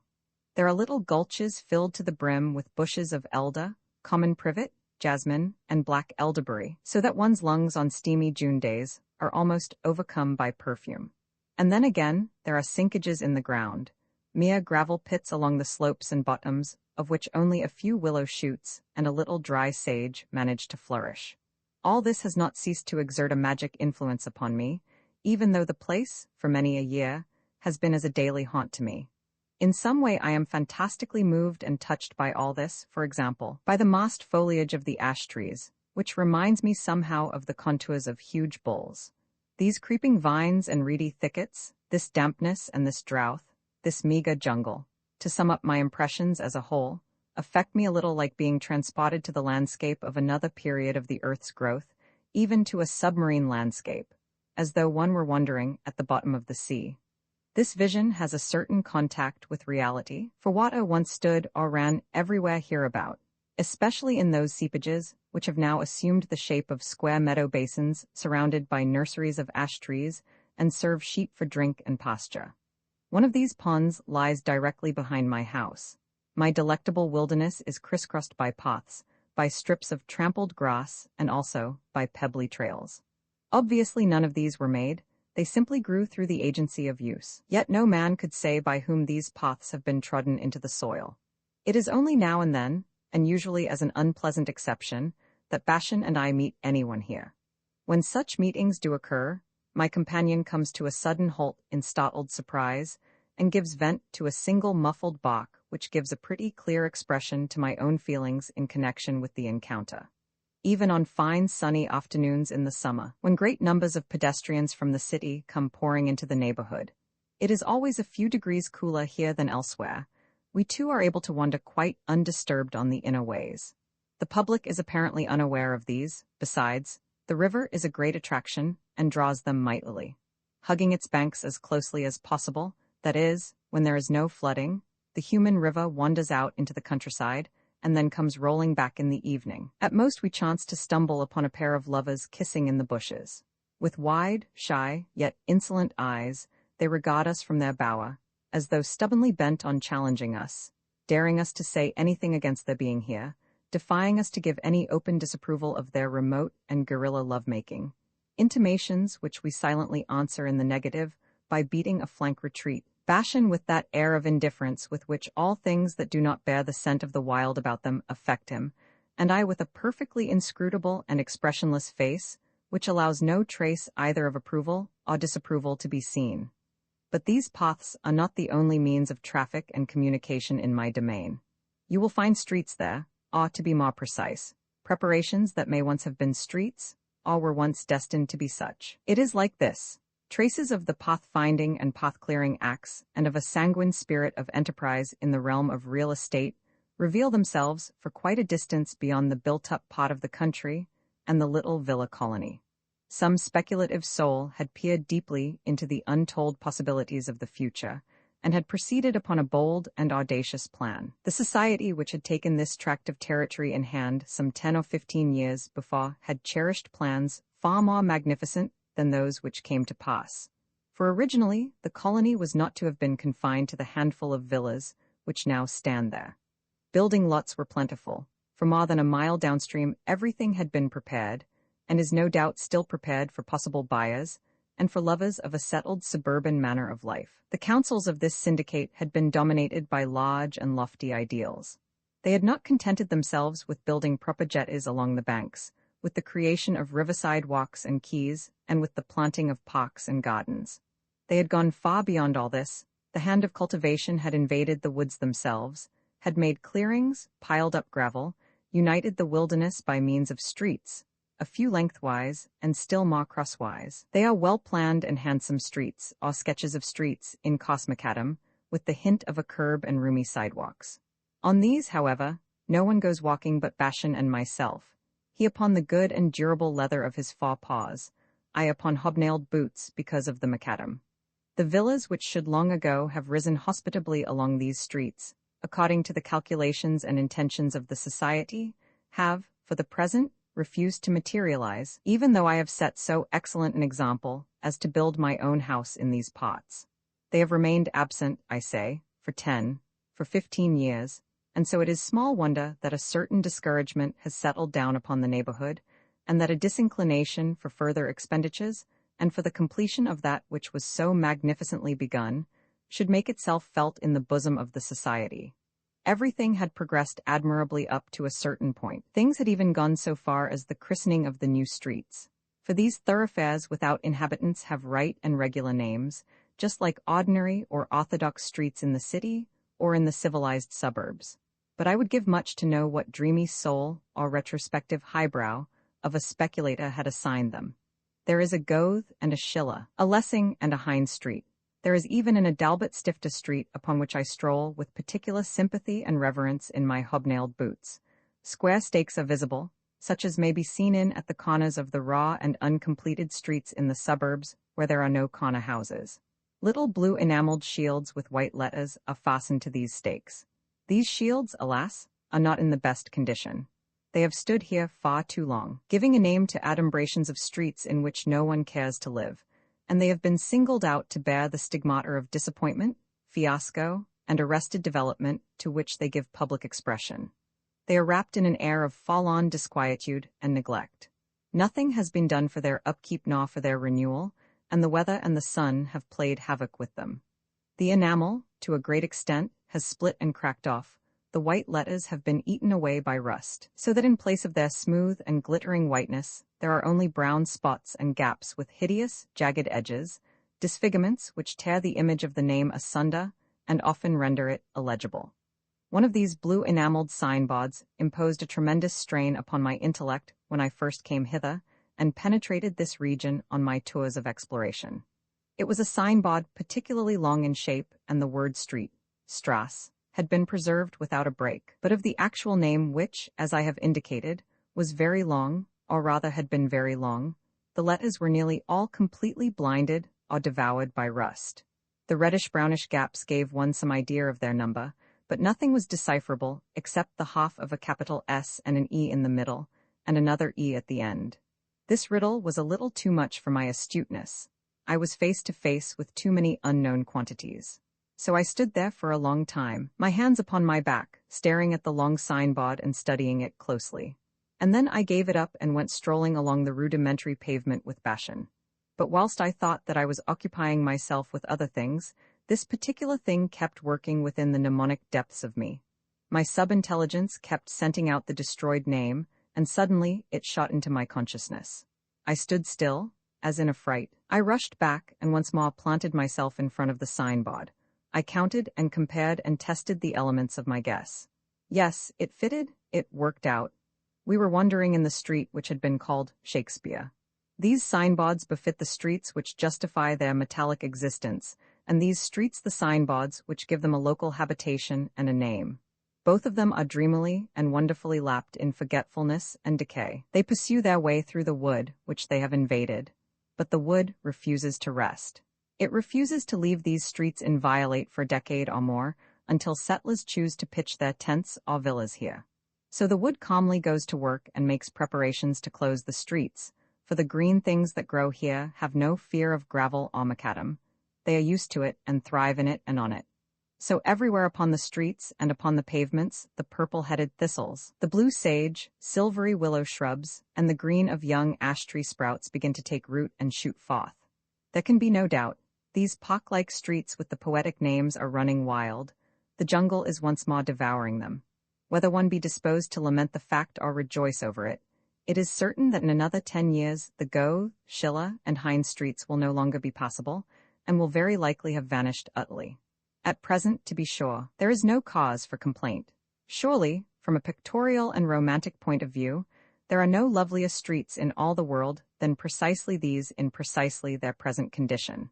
Nothing could be more grateful to the soul than to ramble through this negligence, this incompleteness, that is, when one is well and sturdily shod and need not fear the coarse gravel. It is edification to the spirit to survey the manifold wild vegetation of the tract and the groves of tiny-leafed trees fetid by their soft dampness, sweet glimpses which frame and shut in these perspectives.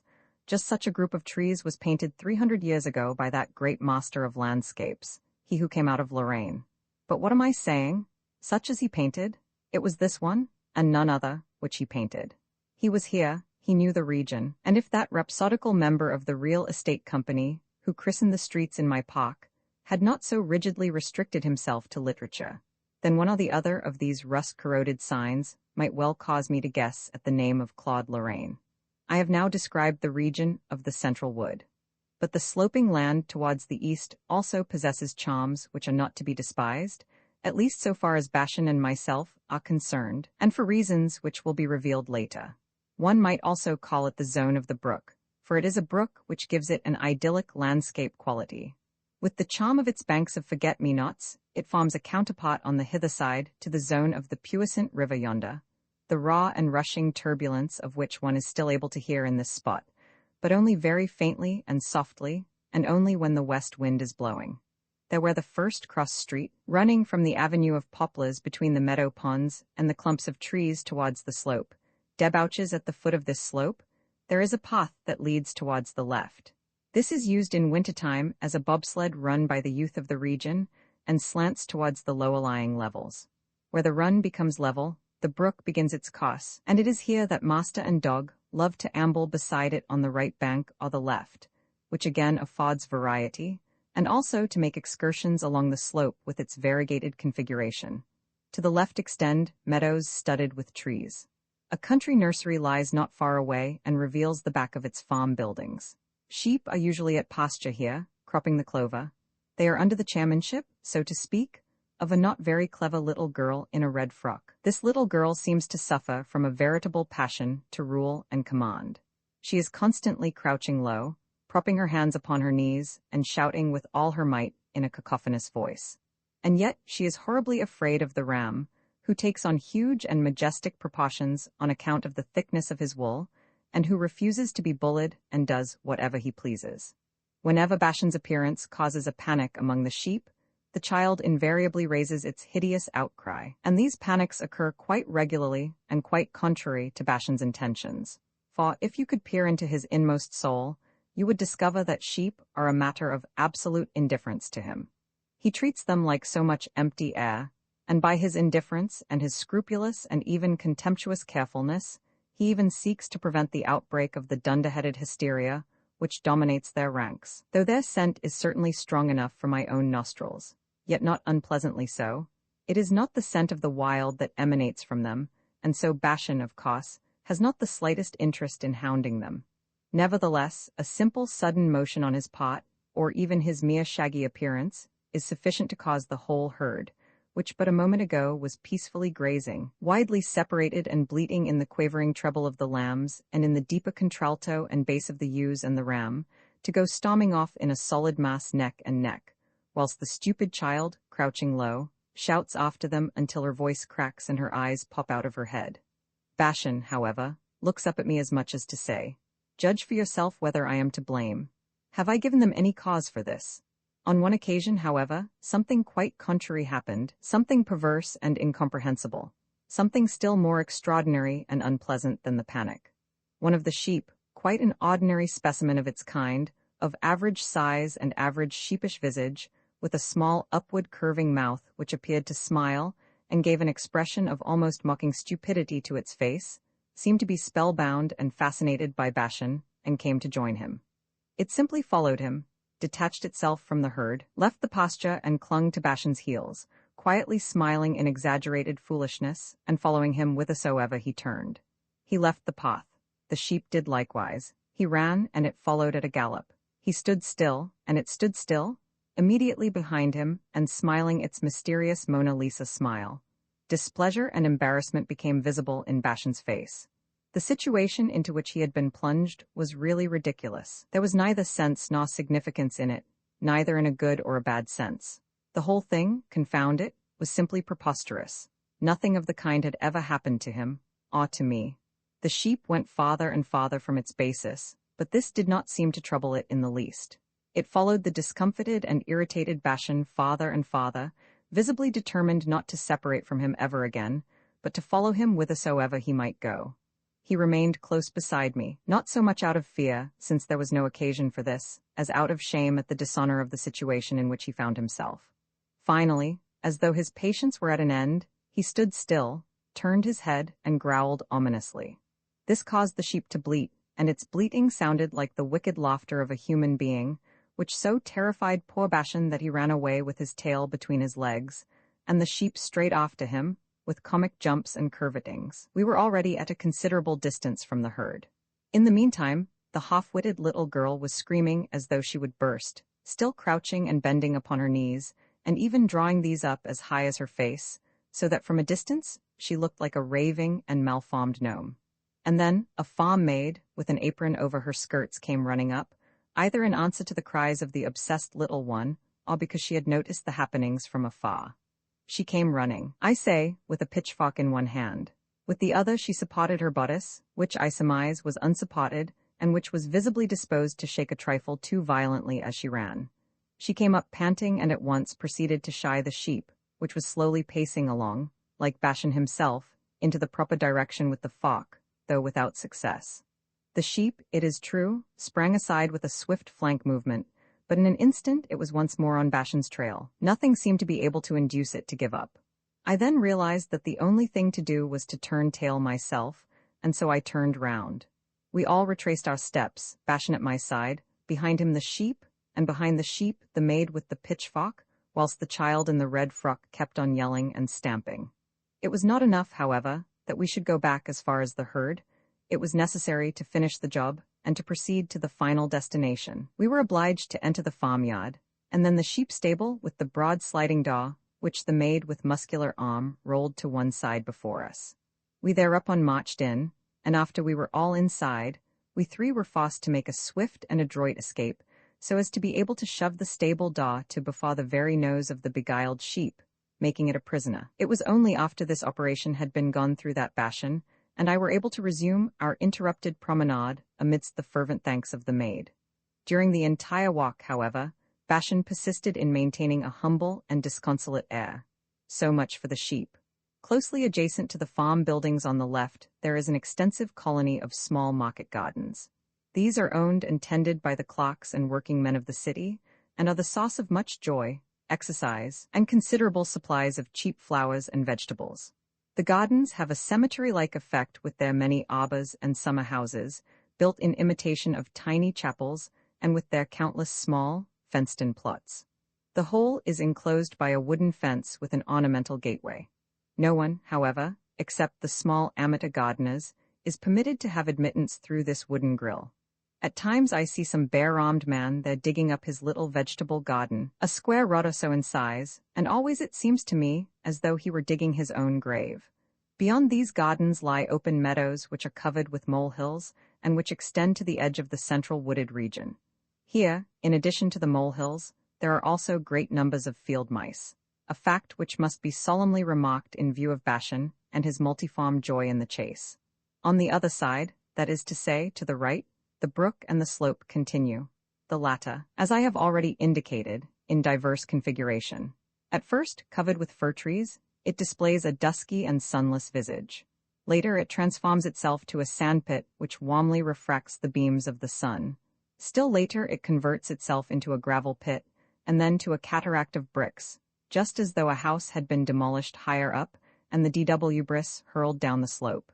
This has imposed temporary difficulties upon the course of the brook, but the brook rises equal to the occasion.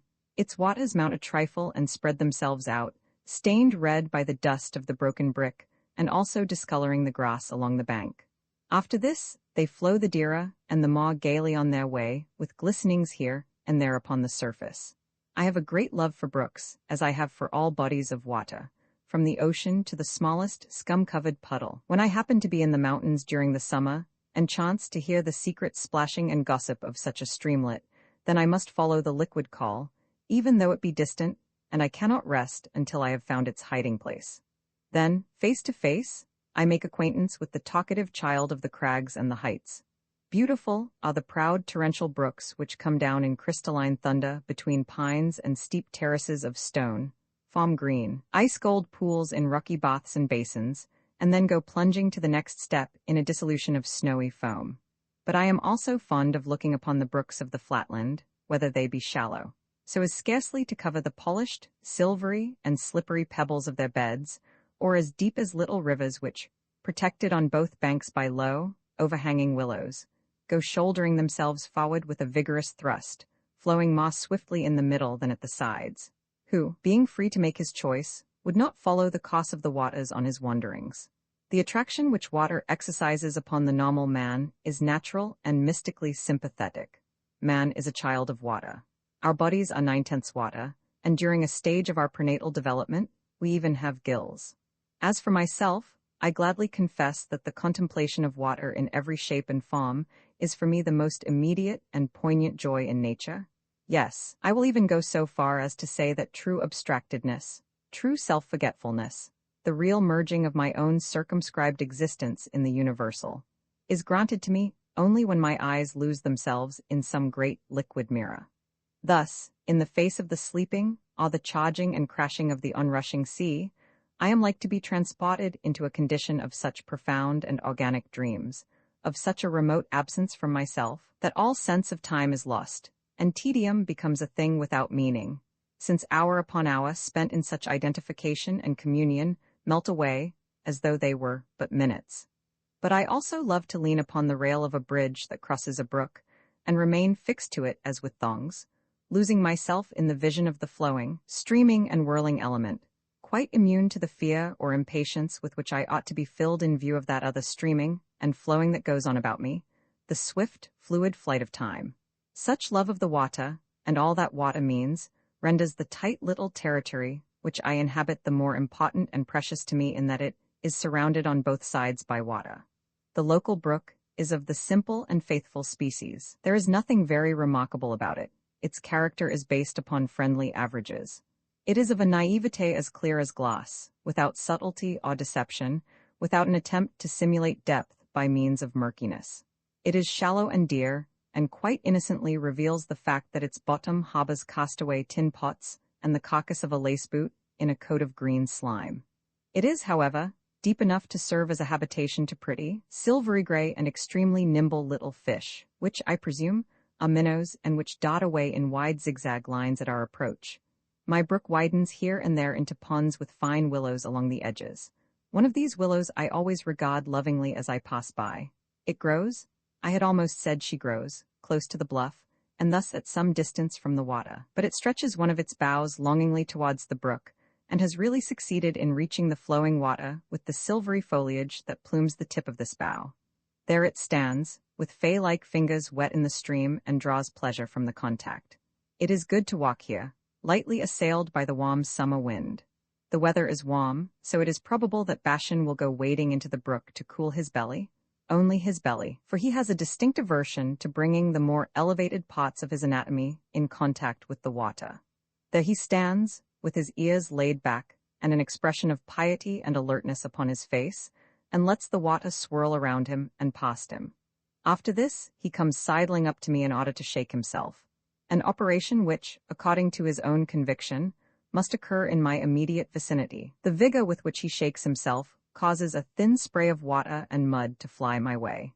It is no use wadding him off with flourished stick and intense objurgations. Under no conditions will he tolerate any interference with anything that appears to him natural, inevitable, and according to the fitness of things. Farther on the brook, in pursuing its course towards the setting sun, reaches a small hamlet which commands a view towards the north, between the woods and the slope, and at the entrance to this hamlet lies the tavern. Here the brook once more broadens into a pond. The women of the village kneel at the edge of this and wash their linen. A little footbridge crosses the stream. Should you venture over, you will set foot upon a road which leads from the village towards the city, running between the edge of the wood and the edge of the meadow. Should you leave this road on the right, you would be able to reach the river in a few steps by means of a wagon road that cuts through the wood. We are now within the zone of the river. The river itself lies before us green and streaked with white and full of liquid roarings. It is actually only a great mountain torrent. Its everlasting rushing sound can be heard with a more or less muffled reverberation everywhere throughout the region. Here it swells and crashes overwhelmingly upon the ears. It might, in fact, serve as a substitute for the sacred and sounding onset of the sea, if no sea is to be had. The ceaseless cry of innumerable land gulls intermingles with the voice of the stream. In autumn and in winter, and even during the spring, these gulls go circling round and round the mouths of the overflow pipes, filling the air with their screams. Here they find their food until the season grows milder and permits them to make their way to the lakes in the hills. Like the wild and half-wild ducks, which also spend the cool and the cold months in the vicinity of the city, balance themselves on the waves, permit themselves to be carried by the current which turns them round and rocks them at will, and then just at the moment when some rapid or whirlpool threatens to engulf them, fly up with light and vibrant wing and settle down once more upon the water, a little farther upstream. The region of the river is arranged and classified as follows. Close to the edge of the wood, there stretches a broad level of gravel. This is a continuation of the Poplar Avenue which I have mentioned so frequently, and runs, say, for about a kilometer downstream, that is to say, to the little ferryman's house, of which more anon. Behind this, the thicket comes closer to the river channel. The purpose of this desert of gravel is clear. It is the first and most prominent of the longitudinal streets, and was lavishly planned by the real estate company as a charming and picturesque esplanade for elegant turnouts, with visions of gentlemen on horseback approaching spick-and-span landaus and victorias, glistening in their enamel and engaging in delicate badinage, with smiling and beauteous ladies reclining at ease under dainty parasols. Close to the ferryman's house, there is a huge signboard in a state of advanced decrepitude. This proclaims what was to have been the immediate goal, the temporary termination of the carriage corso. For there in broad and blatant letters, you may read that this corner site is for sale for the erection of a park cafe and a fashionable refreshment establishment. Well, the purpose remains unfulfilled, and the building site is empty. For in place of the park cafe, with its little tables, its hurrying waiters, and glass-and cup sipping and straw-sucking guests, there is only the big wooden signboard, aslant, a resigned, collapsing bid without a bidder, and the corso itself only a waste of coarsest gravel, covered with willow bushes and with blue sage almost as thickly as the Goethe or Lessing streets. Alongside the esplanade, nearer to the river, there runs a smaller gravel way which is also overgrown with insurgent shrubbery. It is characterized by grass mounds which arise at intervals and from which telegraph poles mount into the air. Yet I am fond of frequenting this road on my walks, first because of the change, and second, because the gravel permits of clean though somewhat difficult locomotion, when the clayey footpath yonder does not appear passable during days of heavy rain. This footpath, actually the real promenade, runs for miles along the river, and then finally degenerates into wild, haphazard trails along the bank. It is lined along the riverside with saplings, maple and birch, and on the land side it is flanked by the mighty primitive inhabitants of the region, willows, aspens, and silver poplars, all of them colossal in their dimensions. The escarpment plunges steeply and sheerly towards the riverbed. It is protected by ingenious works of woven willow withes, and by a concrete armor along its lower parts against the mounting flood water, which once or twice a year comes rolling hither, when the snows melt in the mountains or the rain overdoes itself. Here and there, the slope hospitably offers one the use of wooden steps, half ladders and half stairs, by means of which one may, with a fair degree of comfort, descend into the actual riverbed, which is usually quite dry. It is the reserve gravel bed of the big wild brook, and is about 6 meters wide. The stream behaves like all other members of its family, the small as well as the smallest, that is to say, according to the weather and the water conditions in the upper mountain regions. Sometimes its course will be a mere green flowing tunnel, with the rocks scarcely covered, and with the gulls appearing to stand stilt-legged on the very surface itself. And then, again, it will assume a most formidable character, swelling into a wide stream, filling its bed with grey watery fury and tumult, and bearing along in its headlong course all kinds of unseemly objects such as old baskets, pieces of wooden crates, bushes, and dead cats in its circling wrath, and showing a great disposition to flooding and to deeds of violence. The reserve or overflow channel is also armored against high water by the same parallel, slanting, and hurdle-like arrangements of willow branches. It is covered with beach grass and wild oats as well as with the show plant of the neighborhood, the dry, omnipresent blue sage. It offers good walking, thanks to the strip of quay formed of tooled and even stone, which runs along the extreme limit of the water. This gives me a further, and in fact favorite, possibility of adding variety to my promenades. It is true that the unyielding stone is not particularly good going, but one is fully recompensed by the intimate proximity of the water. Then, One is also able now and then to walk in the sand beside the quay. Yes, there is real sand there between the gravel and the beach grass, sand that is a trifle mixed with clay, and not so sacredly pure as that of the sea, but nevertheless real sand that has been washed up.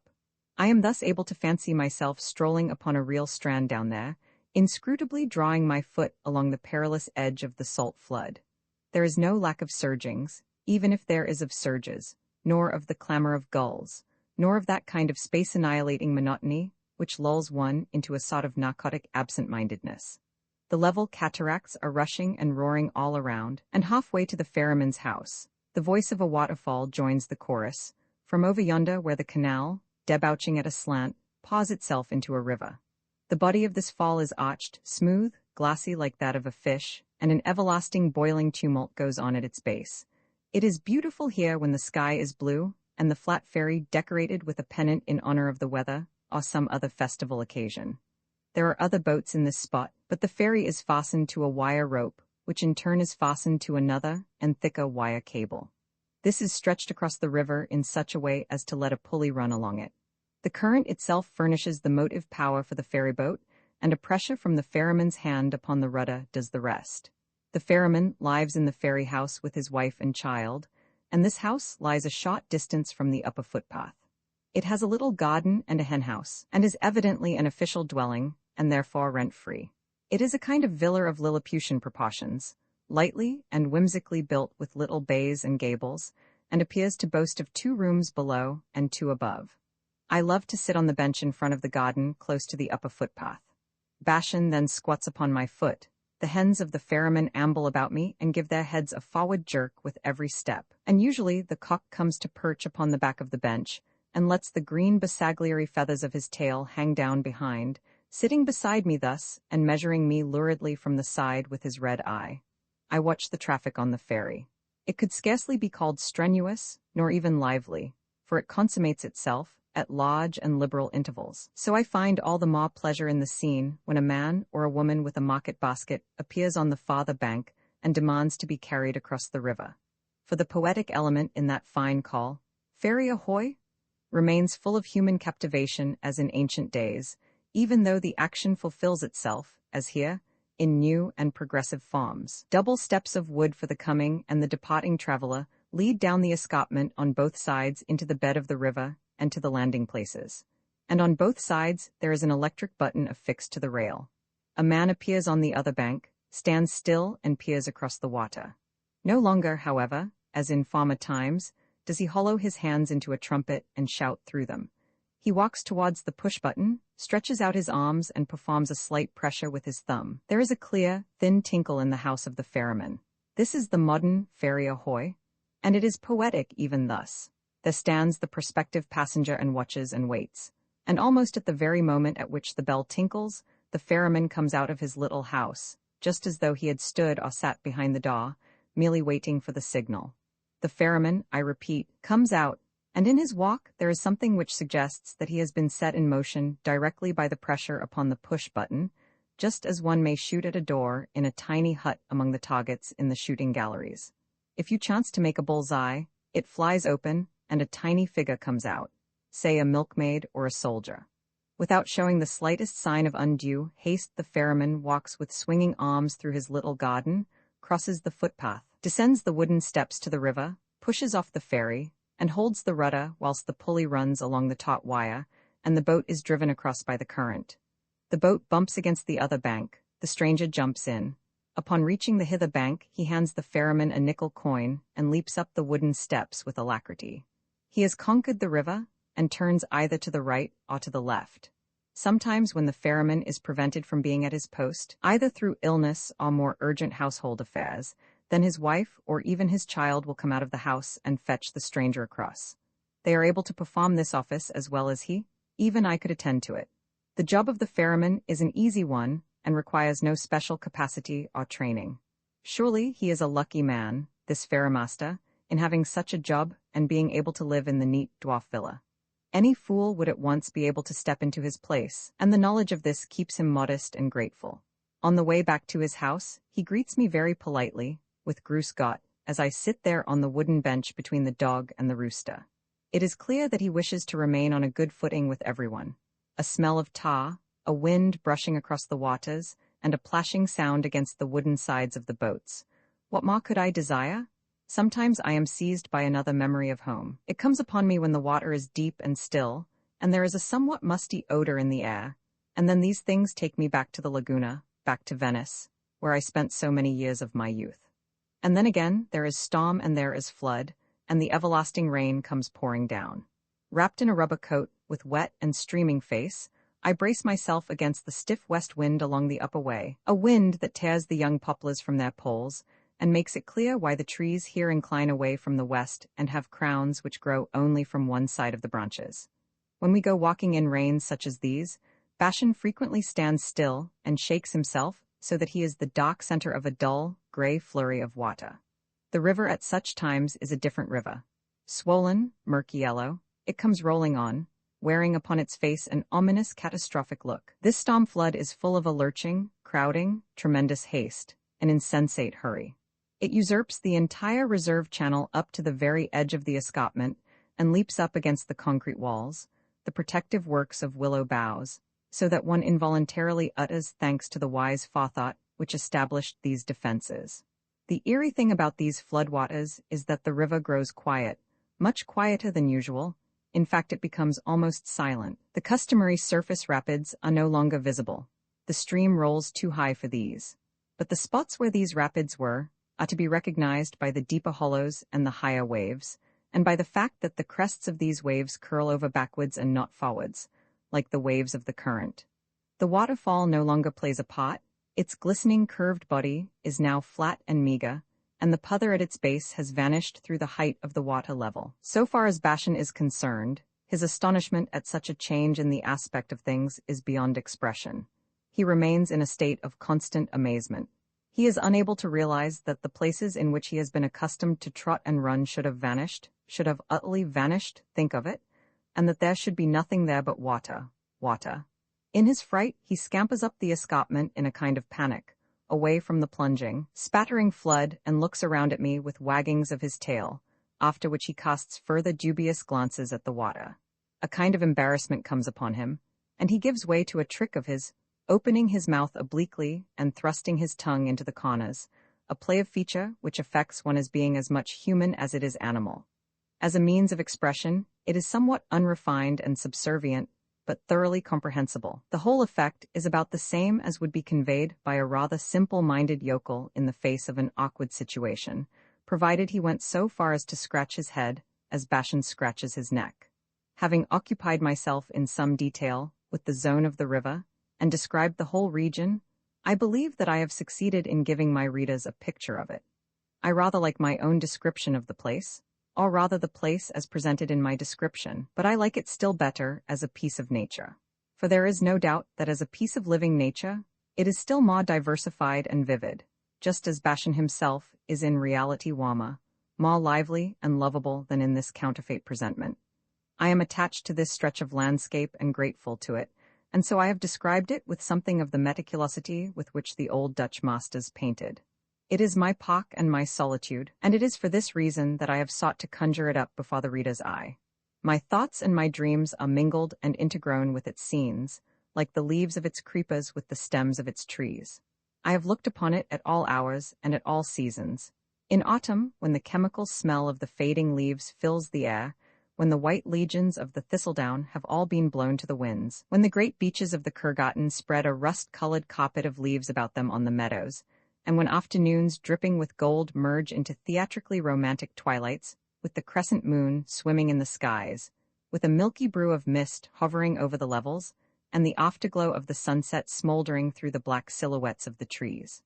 And also in winter, when all the gravel is covered with snow and soft and smooth, so that one may walk upon it in one's rubber overshoes, and when the river goes shooting black between the pale frost-bound shaws, and the cry of hundreds of freshwater gulls fills the air from morning to evening. Nevertheless, the easiest and most familiar intercourse with this landscape is during the mild months, when no special equipment in the way of defensive clothing is necessary, and one may go for a quick stroll for a quarter of an hour, betwixt and between two showers of rain, and, in passing, bend aside the branch of a black alder tree, and cast a look into the wandering waves. It is possible that visitors have been to call upon me, and I have been left behind, stranded, as it were, within my own four walls, crushed by conversation, and with the breath of the strangers apparently still hanging in the air. It is good then to go at once and loaf for a little along the Hine or Schiller Street, to draw a breath of fresh air, and to anoint myself with nature. I look up to the heavens, peer into the green depths of the world of tender and delicate leaves, my nerves recover themselves and grow quiet, peace and serenity return to my spirit. Bashan is always with me on such forays. He had not been able to prevent an invasion of the house by the outer world in the shape of the visitors, even though he had lifted up his voice in loud and terrible protest. But that had done no good, and so he had stepped aside, and now he is jubilant that he and I are once more together in the hunting grounds. With one ear turned carelessly inside out, and loping obliquely, as is the common habit of dogs, that is, with his hind legs moving not directly behind his front legs, but somewhat to the side, he goes trotting on the gravel in front of me. And suddenly I see that some tremendous emotion has seized him, body and soul. His short-bobbed tail begins to wave furiously. His head lunges forward and to one side, his body stretches and extends itself. He jumps hither and thither, and the next moment, with his nose still glued to the ground, he goes darting off. He has struck a scent. He is on the spoor of a rabbit. The chase the region is rich in game, and so we go hunting it. That is to say, Bashan goes hunting and I look on. In this wise we hunt rabbits, quail, field mice, moles, ducks, and gulls. But we do not by any means fight shy of bigger game. We also track pheasants and even deer, whenever such first-rate quarry, as sometimes happens, strays into our hunting grounds. This always furnishes an exciting spectacle, when the long-legged, lightly built animal, the furtive deer, all yellow against the snow, and with its white tufted hindquarters bobbing, goes flying before little old Bashan, who is straining every nerve. I follow the course of events with the greatest interest and tension. It is not as if anything were ever to result from this chase, for that has never happened and never will happen. But the lack of tangible results does not in the least diminish either Bashan's joy or his passion for hunting, nor does it in any way minimize my pleasure. We pursue the chase for its own sake, and not for the sake of prey or booty or any other utilitarian purpose. Bashan, as I have said, is the active member. He does not expect any save a moral support from me, since no personal and immediate experience has taught him a more pronounced and practical manner of cooperation.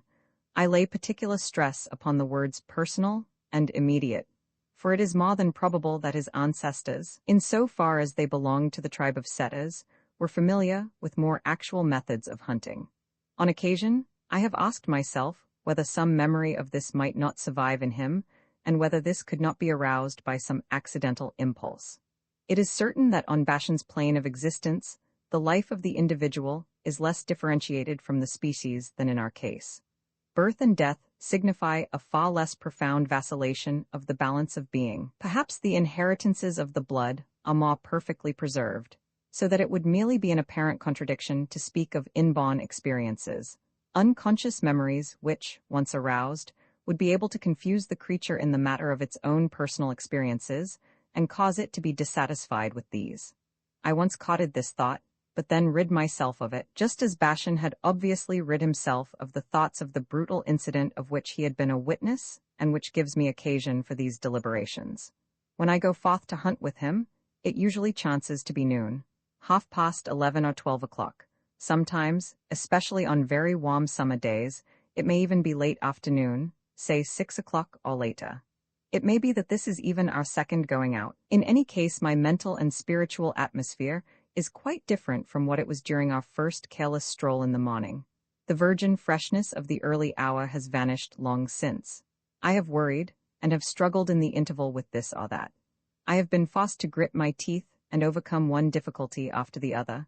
I have had a tussle with some person or other. At the same time, I have been obliged to keep some diffuse and complicated matter firmly in mind, and my head is weary, especially after a successful mastery of the problem. Hence this going hunting with Bashan distracts and enlivens me. It infuses me with new life, putting me into condition for the rest of the day, and for triumph over the tasks that are still lowering in my path. It is really largely the impulse of gratitude which forces me to describe these hunting trips. Things, to be sure, are not so neatly arranged that Bashan and I could go forth in pursuit of any one special species of the game which I have mentioned, that we should, for instance, specialize on rabbits or ducks. No, on the contrary, we hunt everything that chances to cross our path. I had almost said that chances to come within range of our guns. We need not go very far in order to strike game. The hunt may literally begin immediately outside the garden gate, for there are great numbers of field mice and moles in the hollows of the meadows close behind the house. To be exact and sportsmanlike, I am aware that these fur-bearing animals cannot, of course, be regarded as game in the strict sense of the term. But their secret, subterranean habits, especially the nimble craftiness of the mice, which are not blind o' day like their excavating and tunneling brethren, and often go gambolling upon the surface, and then, when danger approaches, go flicking into the little black burrow, without one's being able to distinguish their legs or their movements. These things work tremendously upon Bashan's hunting instincts. These are also the only animals of the wild which occasionally become his prey: a field mouse, a mole. These are titbits which are not to be despised in such lean and meagre days as these, when one often finds nothing more palatable than a thick barley soup in the stoneware bowl beside one's kennel. I have scarcely taken a dozen steps with my cane along the poplar avenue, and Bashan has, as an overture, scarcely got through with his preliminary leaps and lunges, than he is seen to be performing the most extraordinary capricles towards the right. He is already gripped by the passion for the chase, and is blind and deaf to all things save the exciting but hidden goings-on of the living things about him. With every nerve taut and tense, waving his tail, carefully lifting his feet, he goes slinking through the grass, sometimes pausing in mid-step, with one foreleg and one hind leg in air, then peering with cocked head into the hollows, an action which causes the flaps of his erected ears to fall forward on both sides of his eyes, and then raising both forepaws, he will suddenly jump forward, and will stare with dumbfounded expression at a spot where but a moment before there was something, and where now there is nothing. And then he begins to dig. I feel a strong desire to go to him and await the result, but then we should never be able to leave the spot. Bashan would expend his entire stock of joy in the chase right here in this meadow, and this stock is meant to last him for the entire day. And so I walk on, untroubled by any thought that he might not be able to overtake me, even though he should remain behind for a long time without having observed in what direction I had gone. To him, my track and trail are as clear as that of a bit of game. Should he have lost sight of me, he is sure, with head lowered between his forepaws, to come tearing along this trail. I hear the clinking of his brass-licensed stag, his firm gallop behind me, and then he goes shooting past me and turns with wagging tail once more to report himself on duty. Out yonder, however, in the woods or in the broad meadows alongside the brook, I often halt and watch when I catch him digging for a mouse, even though it should be late and I in danger of exceeding the time I have apportioned for my walk. The passionate devotion with which he goes to work is so fascinating to observe, his profound enthusiasm is so contagious, that I cannot but wish him success with all my heart, and naturally I also wish to be a witness of this success. The spot he is attacking may have made quite an innocent impression in its outward aspect. It is, let us say, some mossy little mound at the foot of a birch and possibly penetrated by its roots. But did not my Bashan hear the quarry, scent it, perhaps even see it as it switched away? He is absolutely certain that his bit of game is sitting there under the earth in some snug runlet or burrow. All that is necessary is to get at it, and so he goes digging away for all he is worth in absolute devotion to his task and oblivious to the world. He proceeds not ragingly, but with a certain fine deliberation, with the tempered passion of the real sportsman. It is wonderful to see. His small, tiger-striped body, beneath the smooth coat of which the ribs align themselves and the muscles play, is hollowed, is concave in the middle. His hindquarters, with the stump of a tail vibrating to quick time, is erected vertically. His head is between his forepaws and thrust into the slant hole he has already dug. With averted face, he continues with the rapid strokes of his iron claws to tear up the earth maw and maw. Lumps of sod, pebbles, shreds of glass, and bits of roots fly all about me. Sometimes his snottings are heard in the silence of the fields. That is when he has succeeded in penetrating some little distance, and in wedging his snout into the entrance to the burrow in order, by means of his scent, to keep check upon the clever, still, and timid creature within there. His breathing sounds muffled. He ejects his breath in a blast in order to be able to empty his lungs quickly, and to draw in the delicate, acrid, distant, and yet disguised odor of the mice. What emotions must surge through the breast of the little animal down there when it hears this hollow and muffled snotting? Well, that is its own affair, or perhaps God's affair, who has decreed that Bashan shall be the enemy and persecutor of these earth mice. And then, is not fear only an intensified feeling for life? If no Bashan existed, the little mouse would very likely be bawed to death. And what use or purpose would then be served by its beady-eyed cleverness and its art of swift mining operations, factors that fairly well equalize the conditions of the battle, so that the success of the party upon the offensive always remains highly problematical, even improbable. Indeed, I feel no compassion for the mouse. Inwardly, I take sides with Bashan, and sometimes I cannot remain content with the role of a mere spectator. I get my walking stick into play whenever some firmly bedded pebble, some tough cod of a root is in his way, and help him to get rid of these obstacles. Then sometimes, in the midst of his hot and furious activity, he will throw up his head and bestow upon me a swift and fervent glance of gratitude and approval. With munching jaws and glinting teeth, he goes working his way into the stubborn, fibrous ground, tears away clods, throws them aside, sends his resonant snots once more into the depths, and then, fired to renewed action by the provocative scent, sets his claws once more into furious action. In the great majority of cases, this is all love's labor lost.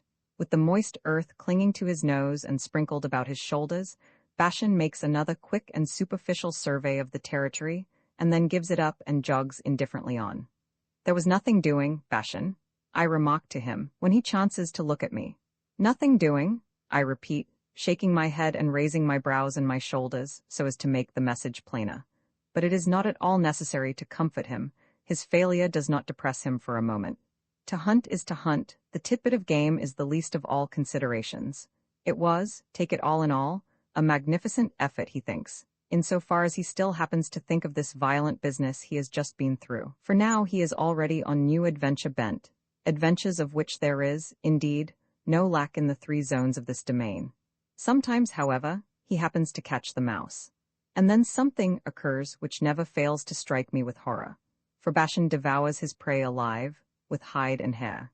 Perhaps the unfortunate creature had not been properly advised by its instincts of self-preservation, and had chosen a spot for its burrow which was too soft, too unprotected, and too easily excavated. Perhaps the little creature's tunnels had not been sunk deep enough, or it had been paralyzed by fright and prevented from burrowing to deeper levels. Or it had perchance lost its head and, crouching a few inches under the surface with its little beady eyes popping out of their sockets with horror, listened to that terrible snotting coming nearer and nearer. No matter, the iron claws disinter it, uncover it, fling it into the air, into the pitiless glare of the day. Hapless little mouse, you had good cause to be frightened, and it is well that this immense and comprehensible fright has already reduced you to a kind of semi-unconsciousness. For now the tiny rodent is to be converted into pap and pulp. Bashan has caught it by the tail, he tosses it upon the ground twice or thrice, a very faint squeak is heard, the loss that is vouchsafed to the God-forsaken little mouse. And then Bashan snaps it up, and it disappears between his jaws and the white, gleaming teeth. He stands there with legs fore square and forepaws braced. His neck is lowered and thrust forth as he chews. He catches at the titbit again and again, and throws it into the proper position in his mouth. The tiny bones are heard to crack. A shred of fur hangs for a moment from the corner of his mouth. He draws it in, and then all is over. Bashan then executes a kind of dance of joy and triumph, circling around me as I stand leaning on my cane with cold shudders rushing up and down my spine. You're a fine fellow, I say to him in a kind of gruesome recognition of his victory. You scoundrel, you murderer, you cannibal. These words cause him to dance still more wildly, and one might say, almost to laugh aloud. So I proceed on my way, somewhat chilled in the limbs owing to the tragedy I have just witnessed, and yet inwardly enlightened by the brutal humor of life. The thing, after all, is quite in order, in nature's order. A mouselet which had been ill-advised by its faulty instincts has simply been converted into pap and pulp. Nevertheless, I am inwardly gratified when in such instances as the foregoing, it did not become necessary for me to help along the natural order of things with my cane, but remained a simple and passive spectator. Startling and even terrifying is it when some pheasant suddenly bursts from the thicket in which, sleeping or waking, it had hoped to remain undiscovered. some coign of concealment from which Bashan's delicate and unobtrusive nose had after a little searching managed to rouse it. Thumping and flapping, with frightened and indignant cries and cacklings, the large, rust-red and long-tailed bird lifts itself awing, and with all the silly heedlessness of a hen, goes scattering upon some tree from which it begins to scold, whilst Bashan, erect against the trunk, barks up at the fowl, stormily, savagely.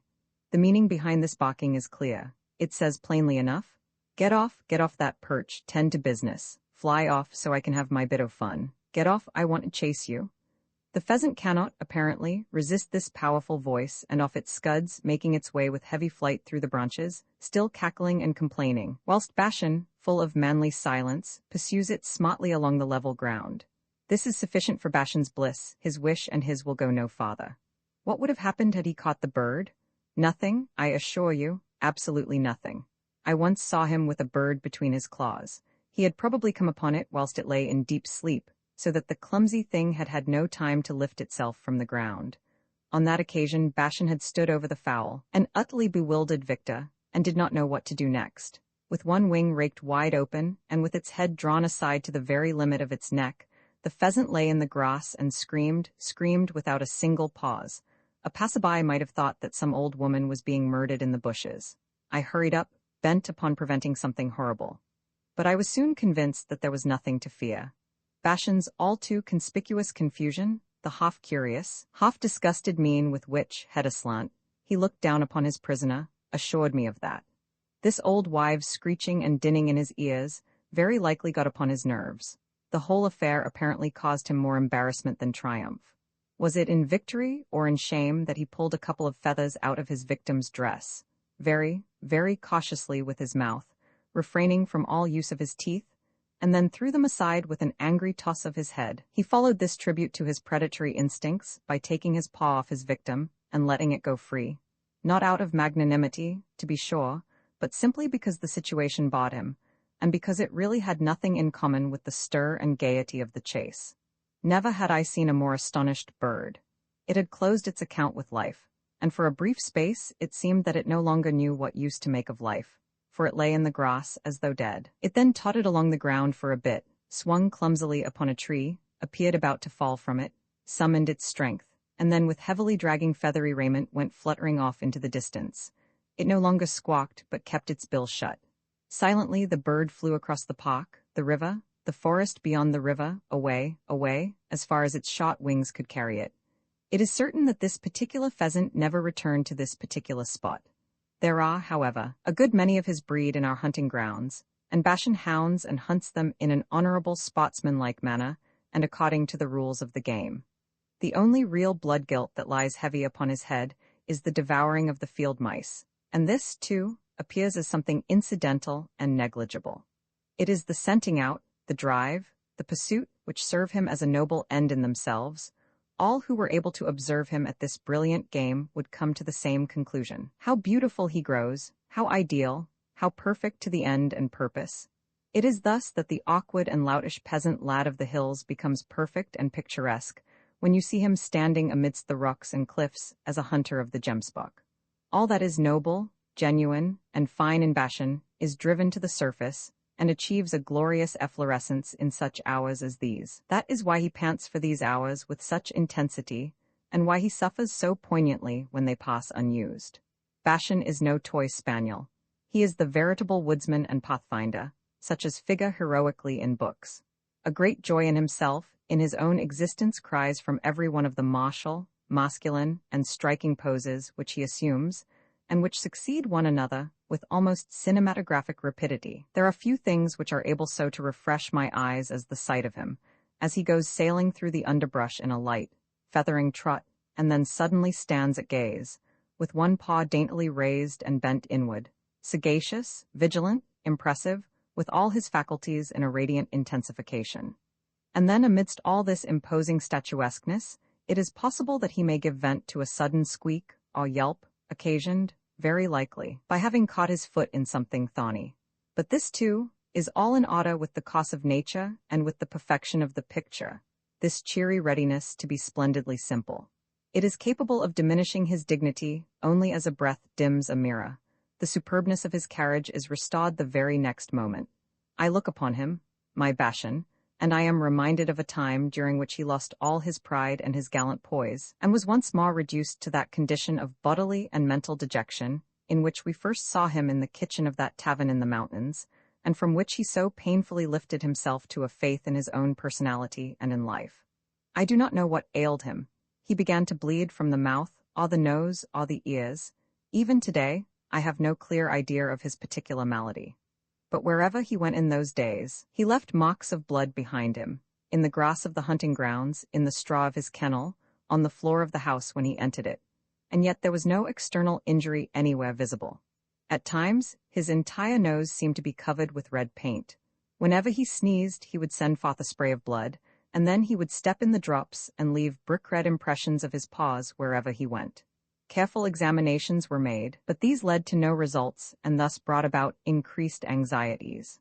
Were his lungs attacked, or was he afflicted by some mysterious distemper of which we had never heard? Something to which his breed was subject. Since the strange as well as unpleasant phenomena did not cease after some days, it was decided that he must go to the dog's hospital. Kindly but firmly Bashan's master imposed upon him on the day following. It was about noon. The leathern muzzle, that mask of stubborn meshes which Bashan loathes above all things, and of which he always seeks to rid himself by violent shakings of his head and furious rubbings of his paws. He was fastened to the braided leash, and thus harnessed was led up the avenue, on the left-hand side, then through the local park, and a suburban street into the group of buildings belonging to the high school. We passed beneath the pottle and crossed the courtyard. We then entered a waiting room, against the walls of which sat a number of persons, all of whom, like myself, held a dog on a leash, dogs of different breeds and sizes, who regarded one another with melancholy eyes through their leather muzzles. There was an old and motherly dame with her fat and apoplectic pug, a footman in livery with a tall and snow-white Russian deerhound, who emitted from time to time a dry and aristocratic cough, a countryman with a Dachshund, apparently a case for orthopedic science, since all his feet were planted upon his body in the most crooked and distorted manner, and many others. The attendant at this veterinary clinic admitted the patients one after the other into the adjoining consulting room. At length the door to this was also opened for me and Bashan. The professor was a man of advanced age and was clad in a long, white operating coat. He wore gold-rimmed spectacles, his head was crowned with gray curls, and his whole manner was so amiable and conveyed such an air of wise kindliness that I would immediately have entrusted myself and my family to him in any emergency. Whilst I gave him my account of things, he smiled paternally upon his patient, who sat there in front of him and turned up to him a pair of humble and trustful eyes. "He's got fine eyes," said the doctor, without allowing Bashan's hybrid goatee to disturb him, and declared that he was ready to make an investigation at once. Bashan, quite helpless with astonishment, was now, with the aid of the attendant, spread upon the table. It was moving to see how the old doctor applied the stethoscope to the breast of the tiger-striped little mannequin and performed his auscultation, just as I had seen it done in my case more than once. He listened to the swift workings of the tiny canine heart and sounded his entire organic internal functions from different points of his exterior. Hereupon, tucking his stethoscope under his arm, he began to examine Bashan's eyes with both hands, his nose as well as the roof of his mouth, and then ventured upon delivering a preliminary prognosis. The dog, said he, was a trifle nervous and anemic, but otherwise in good condition. It might be epistaxis or hematemesis, but it might also be a case of tracheal or pharyngeal hemorrhage. This was by no means precluded. For the present one would be most inclined to call it a case of hemoptysis. It was necessary to keep the animal under careful observation. I should do best to leave him here and then call and inquire again in the course of a week. Thus instructed, I expressed my thanks and gave Bashan a farewell pat on the shoulder. I saw how the attendant led Bashan across the courtyard towards the entrance to a building at the rear, and how Bashan, with a bewildered and anxious expression on his face, looked back at me. And yet, he should have felt flattered, just as I could not help feeling flattered by hearing the professor declare him to be nervous and anemic. No one who had stood at his cradle would ever have imagined that it was written in his horoscope that he was one day to be said to be suffering from two such fashionable ailments, or that medical science would be called in to deliberate over him with such gravity and solicitude. From that day on, my walks were to me what unsalted food is to the palate. They gave me little pleasure. No silent tumult of joy burst upon me when I went out. Underway no proud, high, mad helter-skelter of the chase surrounded me. The park seemed to me desolate. I was bawed. I did not fail to make inquiries by telephone during the interval of waiting. The answer, communicated from some subordinate quarter, was to the effect that the health of the patient was as good as could be expected under the circumstances which, for good reasons or for bad, one did not trouble to designate more clearly. As soon as the day arrived on which I had taken Bashan to the veterinary institution, and the week was up, I once more made my way to the place. Guided by numerous signboards with inscriptions and pointing hands, liberally affixed to walls and doors, I managed, without going astray, to negotiate the door of the clinical department which sheltered Bashan. In accordance with the command upon an enameled plate on the door, I forbore to knock and walked in. The rather large room in which I found myself gave me the impression of a wild beast house in a menagerie. The atmosphere incidental to such a house also prevailed here, with the exception that the odor of the menagerie seemed to be mingled here with all kinds of sweetish medicinal vapors, a cloying and rather disturbing mixture. Cages with bars were set all around the walls, and nearly all of them were occupied. Resolute Box saluted me from one of these. A man, evidently the keeper, was busy with a rake and a shovel before the open door of one of these cages. He was pleased to respond to my greeting without interrupting his work, and then left me for the present entirely to my own impressions. My first survey of the scene, whilst the door was still open, had at once revealed to me the whereabouts of Bashan, and so I went up to him. He lay behind the bars of his cage upon some loose stuff, which must have been made of tanbark or something similar, and which added its own peculiar aroma to the odor of the animals and of the carbolic acid or lysoform. He lay there like a leopard, though a very weary, very disinterested and disappointed leopard. I was shocked by the sullen indifference with which he greeted my entrance and advance. He merely gave a feeble thump or two upon the floor of his cage with his tail, and only after I had spoken to him did he deign to raise his head from his paws, but only to drop it again almost immediately and to blink moodily to one side. A stoneware vessel full of water stood at the back of his cage. Outside, attached to the bars of his cage, there was a small wooden frame with a card, partly printed, partly handwritten, which contained an account of Bashan's name, breed, sex, and age. Beneath this, there was a fever index curve. Bastard setter. I read, name, Bashan, male, 2 years old, brought in on such and such a day and month of the year, to be observed for occult hemorrhages, and then followed the curve of Bashan's temperature, drawn in ink and showing no great variations. There were also details in figures regarding the frequency of Bashan's pulse. So his temperature was being taken and even his pulse counted. Nothing was lacking in this respect. It was his frame of mind which occasioned me worry. "Is that one yawn?" asked the attendant who, implements in hand, had in the meantime approached me. He was a stocky, round-bearded and red-cheeked man, wearing a kind of gardener's apron, with brown, somewhat bloodshot eyes, the moist and honest glances of which had something astonishingly dog-like in them. I answered his question in the affirmative, referred to the order I had received to call again today, to the telephone conversations I had carried on, and declared that I had come to see how everything stood. The man cast a glance at the card. Yes, he said, the dog was suffering from occult hemorrhages, and that kind of thing always took a long time, especially if one didn't know where the hemorrhages came from. Well, wasn't that always the case? No, one didn't know anything about it as yet, but the dog was there to be observed and he was being observed. The hemorrhages were still occurring, were they? Yes, they came on now and then, and they were being observed? Yes, most carefully. Has he any fever? I asked, trying to make something out of the chart hanging on the bars. No, no fever. The dog had quite a normal temperature and pulse, about 90 beats in the minute. That was the normal number, that was about right, they ought not to be less. But if they were fewer, then he would have to be observed still more sharply. The dog, if it wasn't for these here occult hemorrhages, was really in pretty good condition. Of course he had howled at first, a full 24 hours, but after that he had got used to things. Of course he didn't eat much, but then he got very little exercise, and it was also a question of how much he was accustomed to eat. What food did they give him? Soup, said the man, but as he had already remarked, the dog didn't eat much of it. He has a very depressed look, I said, affecting an expert air, Yes, no doubt of that, said the man, but then that didn't really mean much, for it wasn't very nice for a dog to have to be cooped up in that way and be observed. They were all depressed more or less, that is to say, the good-natured ones, but there were some as got mean and nasty. But he couldn't say as this here dog had. This dog of mine was a good-natured sot and wouldn't think of biting, even though one were to observe him till doomsday. I agreed with what the man said, though indignation and anxiety gnawed at my heart.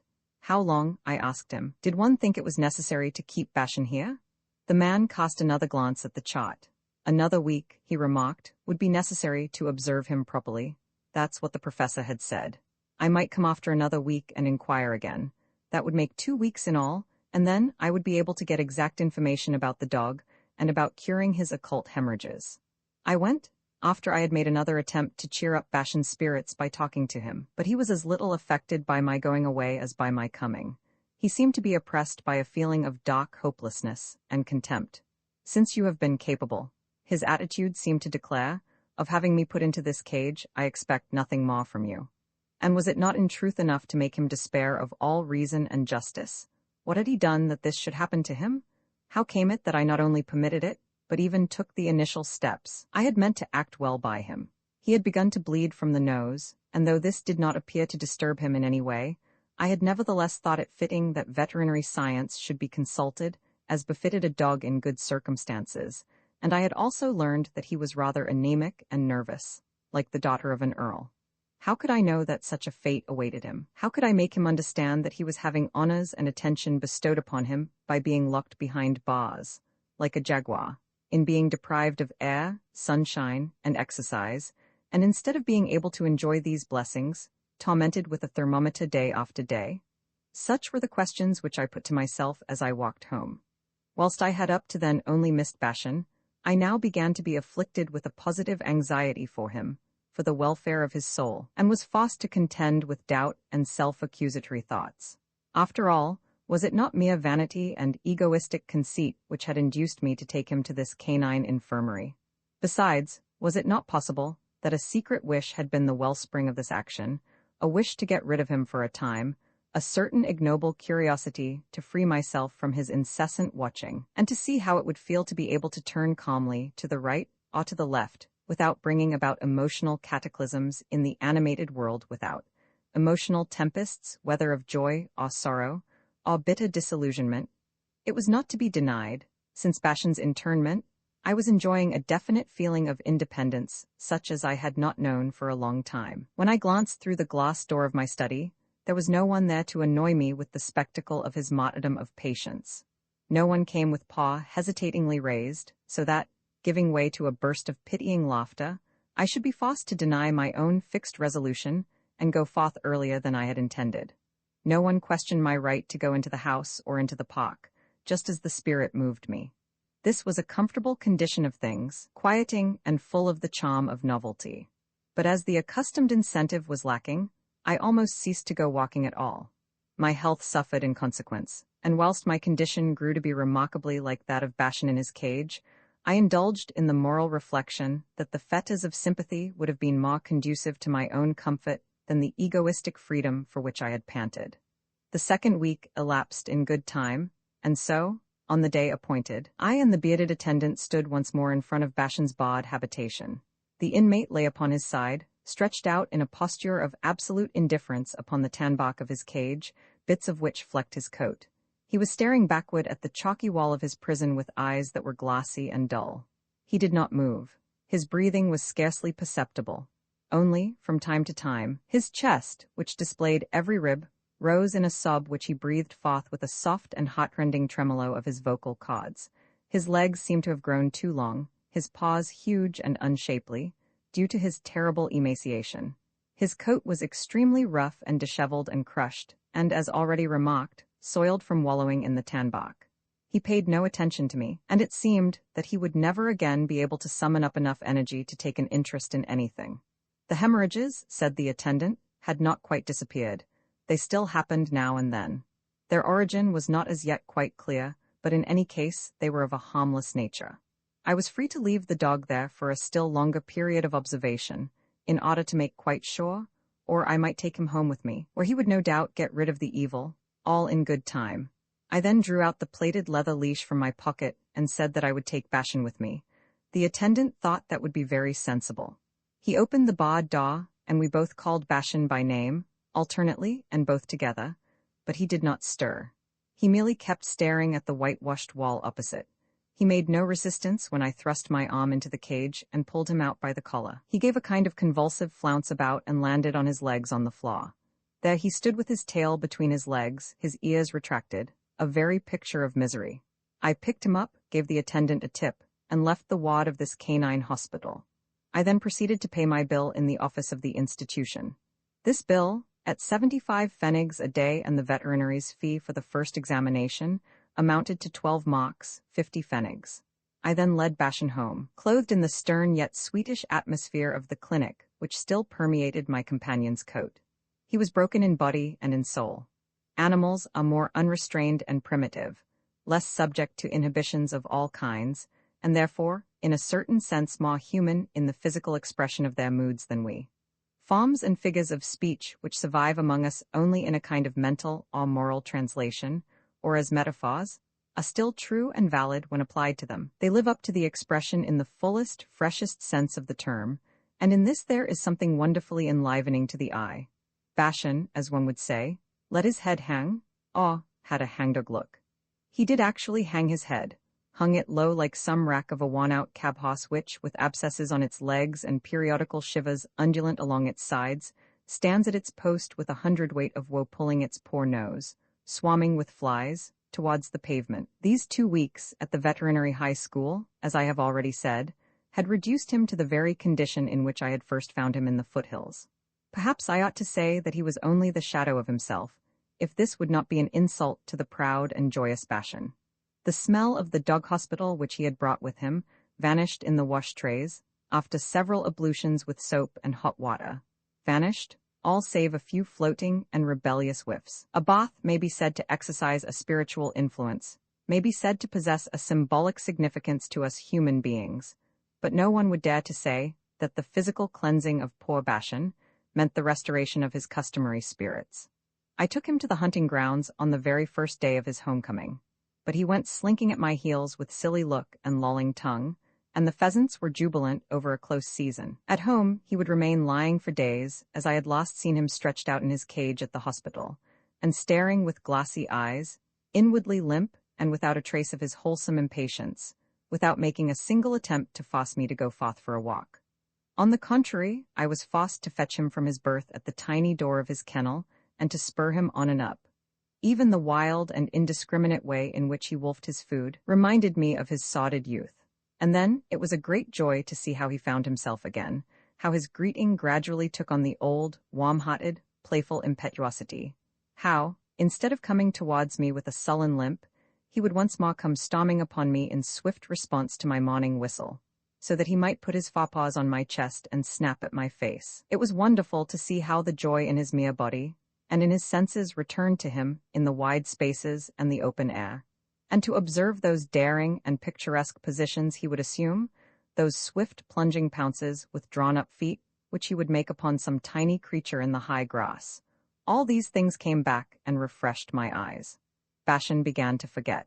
That hateful incident of his internment, an incident so absolutely senseless from Bashan's point of view, sank into oblivion, unredeemed, to be sure, unexplained by any clear understanding, something which, after all, would have been impossible.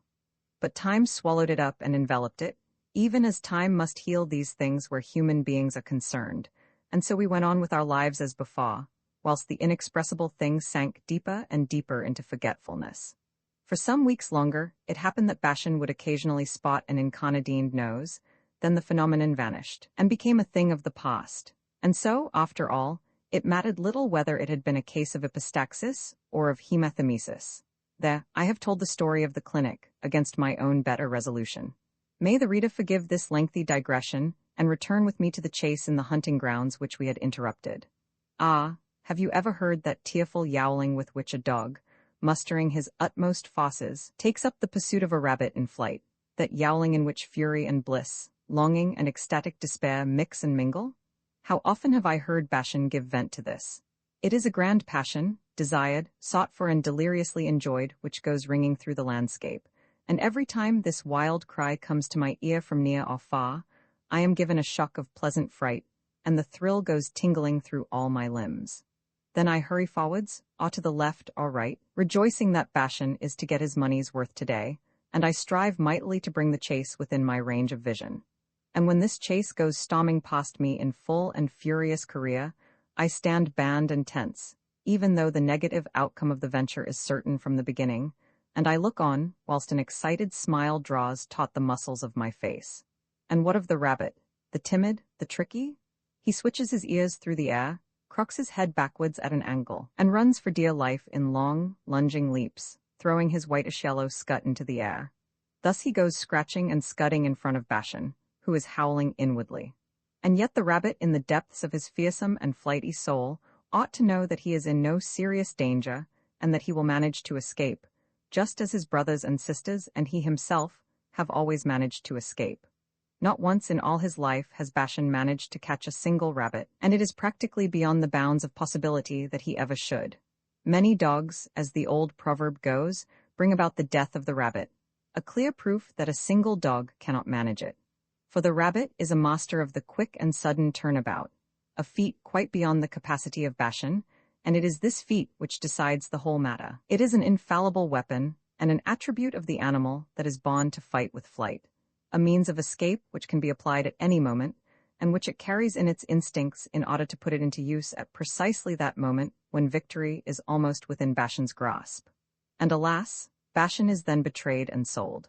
Here they come shooting diagonally through the woods, flash across the path on which I am standing, and then go dashing towards the river, the rabbit dumb and bearing his inherited trick in his heart, Bashan yammering in high and heady tones. No howling now, I say or think to myself. You are wasting strength, strength of lung, strength of breath, which you ought to be saving up and concentrating, so that you can grab him?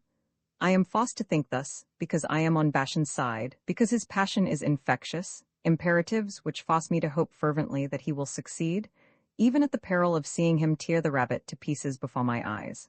Ah, how he runs! How beautiful it is, how edifying to see a living creature unfolding all its forces in some supreme effort. My dog runs better than this rabbit. His muscular system is stronger.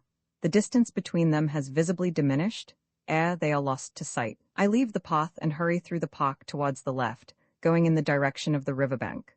I emerge upon the gravelly street just in time to see the mad chase come ravening on from the right, the hopeful, infinitely thrilling chase, for Bashan is almost at the heels of the rabbit. He is silent now, he is running with his teeth set, the close proximity of the scent urges him to the final effort.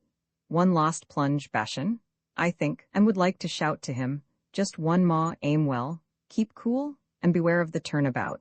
But these thoughts have scarcely flashed through my brain than the turnabout. The hook, the volte-face has taken place. The catastrophe is upon us. My gallant dog makes the decisive forward plunge, but at the self-same moment there is a short jerk, and with pert and limber swiftness, the rabbit switches aside at a right angle to the course, and Bashan goes shooting past the hindquarters of his quarry, shooting straight ahead, howling, desperate and with all his feet stemmed as brakes, so that the dust and gravel go flying. By the time he has overcome his momentum, flung himself right about and gained leeway in the new direction. Whilst I say he has done this in agony of soul and with wailings of woe, the rabbit has won a considerable handicap towards the woods. Yes, he is even lost to the eyes of his pursuer, for during the convulsive application of his fore brakes, the pursuer could not see whither the pursued had turned. It's no use, I think. It may be beautiful, but it is surely futile. The wild pursuit vanishes in the distances of the park and in the opposite direction. There ought to be more dogs, 5 or 6, a whole pack of dogs. There ought to be dogs to cut him off on the flank, dogs to cut him off ahead, dogs to drive him into a corner, dogs to be in at the death. And in my mind's eye, in my excitement, I behold a whole pack of foxhounds with lolling tongues go storming upon the rabbit in their midst. I think these things and dream these dreams out of a sheer passion for the chase, for what has the rabbit done to me that I should wish him to meet with so terrible an end? It is true that Bashan is closer to me than the long-eared one, and it is quite in order that I should share his feelings and accompany him with my good wishes for his success. But then the rabbit is also a warm, furry, breathing bit of our common life. He has played his trick upon my hunting dog not out of malice, but out of the urgent wish to be able to nibble soft tree shoots a little longer, and to bring forth young. Nevertheless, my thoughts continue to weave themselves about the matter and about, as, for example, it would of course be quite another matter if this, and I lift and regard the walking stick in my hand. If this cane here were not so useless and benign an instrument, but a thing of more serious construction and constitution, pregnant with lightning and operative at a distance, by means of which I could come to the assistance of the gallant Bashan, and hold up the rabbit, so that he would remain flop upon the spot, after doing a fine salto mortale, then there would be no need of other hounds, and Bashan would have done his duty if he had merely brought me the rabbit. The way things shape themselves, however, it is Bashan who sometimes goes tumbling head over heels when he tries to meet and counter that damnable quick turn, and sometimes it is also the rabbit who does the somersault, though this is a mere trifle to the latter, something quite in order and inconsequential, and certainly by no means identified with any feeling of abject misery. For Bashan, however, it means a severe concussion, which might some time or other lead to his breaking his neck.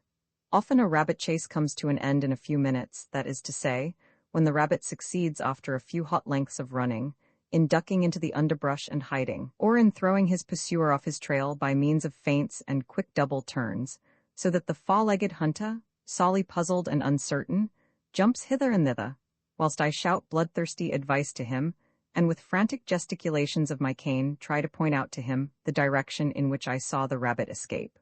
Sometimes the hunt extends itself throughout the length and breadth of the landscape, so that Bashan's voice, wildly yowling, sounds like a hunting horn ringing through the region from afar, now nearer and now farther away, whilst I, awaiting his return, calmly go my ways. And great heavens! In what a condition he does return!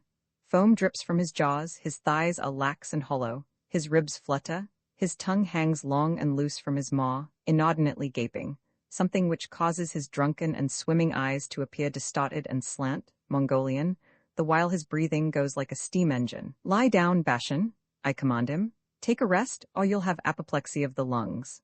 I halt so as to give him time to recover.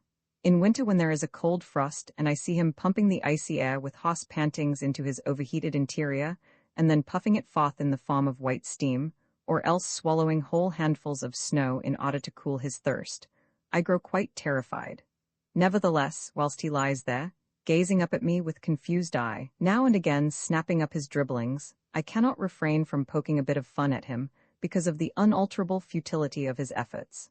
"Bashan, where's that rabbit? Aren't you going to fetch me that rabbit?" Then he begins to thump the ground with his tail, and interrupts for a moment whilst I am speaking the spasmodic pumping machinery of his sides. He snaps in embarrassment, for he does not know that my ridicule is intended merely to conceal from him, and from myself, an accretion of shame and guilty conscience, because I, on my part, was not man enough to hold up the rabbit, as is the duty of a real master.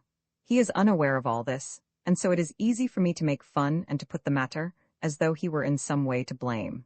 Strange things sometimes occur during these hunts. I shall never forget how the rabbit once ran into my very arms. It happened along the river, or rather upon the small and clayey bank above it. Bashan was in full cry after his quarry, and I was approaching the zone of the riverbank from the direction of the wood. I broke through the thistle stalks along the gravel slope, and sprang down the grass-covered declivity onto the path at the very moment that the rabbit, with Bashan some 15 paces behind him, was coming towards me in long bounds from the direction of the ferryman's house, towards which I was turning. Bunny came running along the middle of the path straight towards me. My first hunter-like and hostile impulse was to take advantage of the situation and to bar his way, driving him, if possible, back into the jaws of his pursuer, who came on yelping in poignant joy. There I stood, as though rooted to the spot, and slave that I was to the fever of the chase, I simply balanced the stick in my hand whilst the rabbit came nearer and nearer. I knew that a rabbit's vision is very poor, that alone the sense of hearing and the sense of smell are able to convey warnings to him. He might therefore possibly mistake me for a tree as I stood there. It was my plan and my lively desire that he should do this, and so succumb to a fatal error, the consequences of which were not quite clear to me, but of which I nevertheless thought to make use. Whether the rabbit really made such an error during the course of his advance is not quite clear. I believe that he noticed me only at the very last moment, for what he did was so unexpected that all my schemes and deliberations were at once reduced to nothing, and a deep, sudden, and startling change took place in my state of mind. Was the little animal beside itself with mortal fear? Enough, it leaped upon me, just like a little dog, ran up my overcoat with its tiny paws, and still upright, struggled to bore itself into the depths of my chest, the terrible chest of the master of the chase. With upraised arms and my body bent backwards, I stood there and looked down upon the rabbit who, on his part, looked up at me. We stood thus for only a second, perhaps it was only the fraction of a second, but thus and there we stood. I saw him with such strange, disconcerting minuteness, saw his long ears, of which one stood upright, whilst the other hung down, saw his great, clear, protuberant, short-sighted eyes, his rough lip, and the long hairs of his whiskers, the white on his breast and the little paws. I felt, or seemed to feel, the pounding of his harried little heart. It was very strange to see him thus plainly, and to have him so close to me, the little familiar spirit of the place, the secret throbbing heart of the landscape, this ever-evasive creature which I had seen only for a few brief moments in its meadows and downs as it went scudding comically away. And now, in the extremity of its need and helplessness, it was nestling up against me and clutching my coat, clutching at the breast of a man. Not the man, it seemed to me, who was Bashan's master, but the breast of one who is also the master of the rabbit and of Bashan's master. This lasted, as I have said, only a brief moment or so, and then the rabbit had dropped off, had once more taken to his unequal legs and jumped down the escarpment to the left, whilst Bashan had now arrived in his place. Bashan with horrible hue and cry, and with all the heady tones of his frenetic hunting howls, all of which suffered swift interruption on his arrival. For a well-aimed blow of the stick, delivered with malice prepense by the master of the rabbit, sent him yelping with smarting hindquarters down the slope to the right, up which he was forced to climb, with a limp, before he was once more able, after considerable delay, to take up the trail of the no longer visible quarry. And then finally, there is the hunt after waterfowl, to which I must also dedicate a few lines. This hunt can take place only during winter and the colder part of the spring, before the birds migrate from their quarters near the city to the lakes, the suburbs here serving them merely as a kind of emergency halting place in obedience to the demands of the stomach. This hunt is less exciting than the rabbit hunt is likely to be, but like this, it has something that is attractive both to hunter and to hound, or rather to the hunter and his master. The master is captivated by these forays after the wild fowl, chiefly in consideration of the landscape, since the friendly nearness of the water is connected with them, but also because it diverts and edifies him to study the form of life practiced by these swimmers and flyers, thus emerging a little out of his own rut and experimenting with theirs. The attitude towards life assumed by the ducks is more amiable, more bourgeois, and more comfortable than that of the gulls. Nearly always they appear to be full and contented, little troubled by the cares of subsistence, no doubt because they always chance to find what they seek, and because the table, so to speak, is always set for them. For as I observe, they eat nearly everything, worms, snails, insects, or even green ooze from the water, and enjoy vast stretches of leisure which enable them to sit and sun themselves on the stones, with bills tucked comfortably under one wing for a little siesta, or preening and oiling their plumage, so that it does not come into contact with the water at all, but rather causes this to purl off from the surface in a string of nervous drops. Or you may catch them going for a mere pleasure ride or swim upon the racing stream, lifting their pointed tails into the air, and turning and twisting and shrugging their shoulders in bland self-satisfaction. But in the nature of the gulls, there is something wild and hectic, dreary and sad and monotonous. They are invested with an air of desperate and hungry depredation. Almost all day long, they go crying around the waterfall in bevies and in slant transverse flight, all curving about the place where the brownish waters paw from the mouths of the great pipes into the stream. For the swift, darting plunge for fish, which some of these gulls practice, is scarcely sufficiently rich in results to still their raw and ranging mass hunger, and the titbits with which they are frequently forced to content themselves, as they swoop above the overflows and carry away mysterious fragments in their bent beaks, must sometimes be far from appetizing. They do not like the banks of the river, but when the water is low, they stand and huddle in close crowds upon the rocks, which are then free of water, and these they cover with their white feathery masses, just as the crags and islets of the northern seas squirm and writhe with untold numbers of nesting eider ducks. When Bashan, balking from the shore across the intervening flood, threatens their security, then it is a fine sight to see them all rise simultaneously into the air with loud cries and caws. But there is no need of their feeling themselves menaced. There is no real danger. For quite apart from his inborn aversion to water, Bashan harbors a very wise and entirely justifiable fear of the current of the river. He knows that his strength could not possibly cope with this, and that it would infallibly bear him off, God knows whither or to what distances, presumably as far as the Danube, where he would arrive, however, in an extremely disfigured condition. This is a contingency of which we have already had ocular evidence in the shape of bloated cadavers of cats, which were en route to those far-off parts. He will never venture into the river farther than the first submerged stones that line the bank, even though the fierce and ecstatic lust of the chase should be tugging at his limbs, even though he should wear a mien as though he were about to plunge himself into the waves. Yes, the very next moment. Full confidence, however, may be placed in his caution, which remains active and vigilant beneath all this external show of passionate abandon. There is a distinct purpose behind all these mimetic onsets, these spectacular preparations for action. They are empty threats which in the last analysis are not really dictated by passion at all, but are calculated with the utmost sang-froid merely to intimidate the web-footed foe. But the gulls, true to their names, are far too poorly equipped in head and heart to be capable of mocking his efforts. Bashan cannot get at them, but he can send his barks against them, send his voice thundering across the water. This voice has the effect of something material, an onset which flutters them and cows them, and which they are unable to resist for long. True, they make the attempt to do so. They remain seated, but an uneasy movement goes through the writhing mass. They turn their heads, ever and anon one of them will lift its wings upon a chance, until suddenly the whole crew, like a whitish cloud, from the caw of which come bitter and fatalistic caws, goes rustling and rushing up into the air, with Bashan jumping about hither and thither on the stones in order to scare and scatter them and keep them in motion. For that is the thing to do, to keep them in motion. They must not be permitted to rest. They must fly upstream and downstream, so that he may chase them. Bashan goes scouring along the banks, nosing along their entire length, for everywhere there are ducks at rest, with bills tucked cunningly and comfortably under their wings, and wherever he chances to go they fly up in front of his nose, so that his progress is like a gay sweeping clean and whirling up of the entire strip of sand. They glide and plump into the water which buoys and turns them about in security, or they go flying over his head with bills and necks outstretched, whilst Bashan, running along the bank, measures the power of his legs with that of their pinions.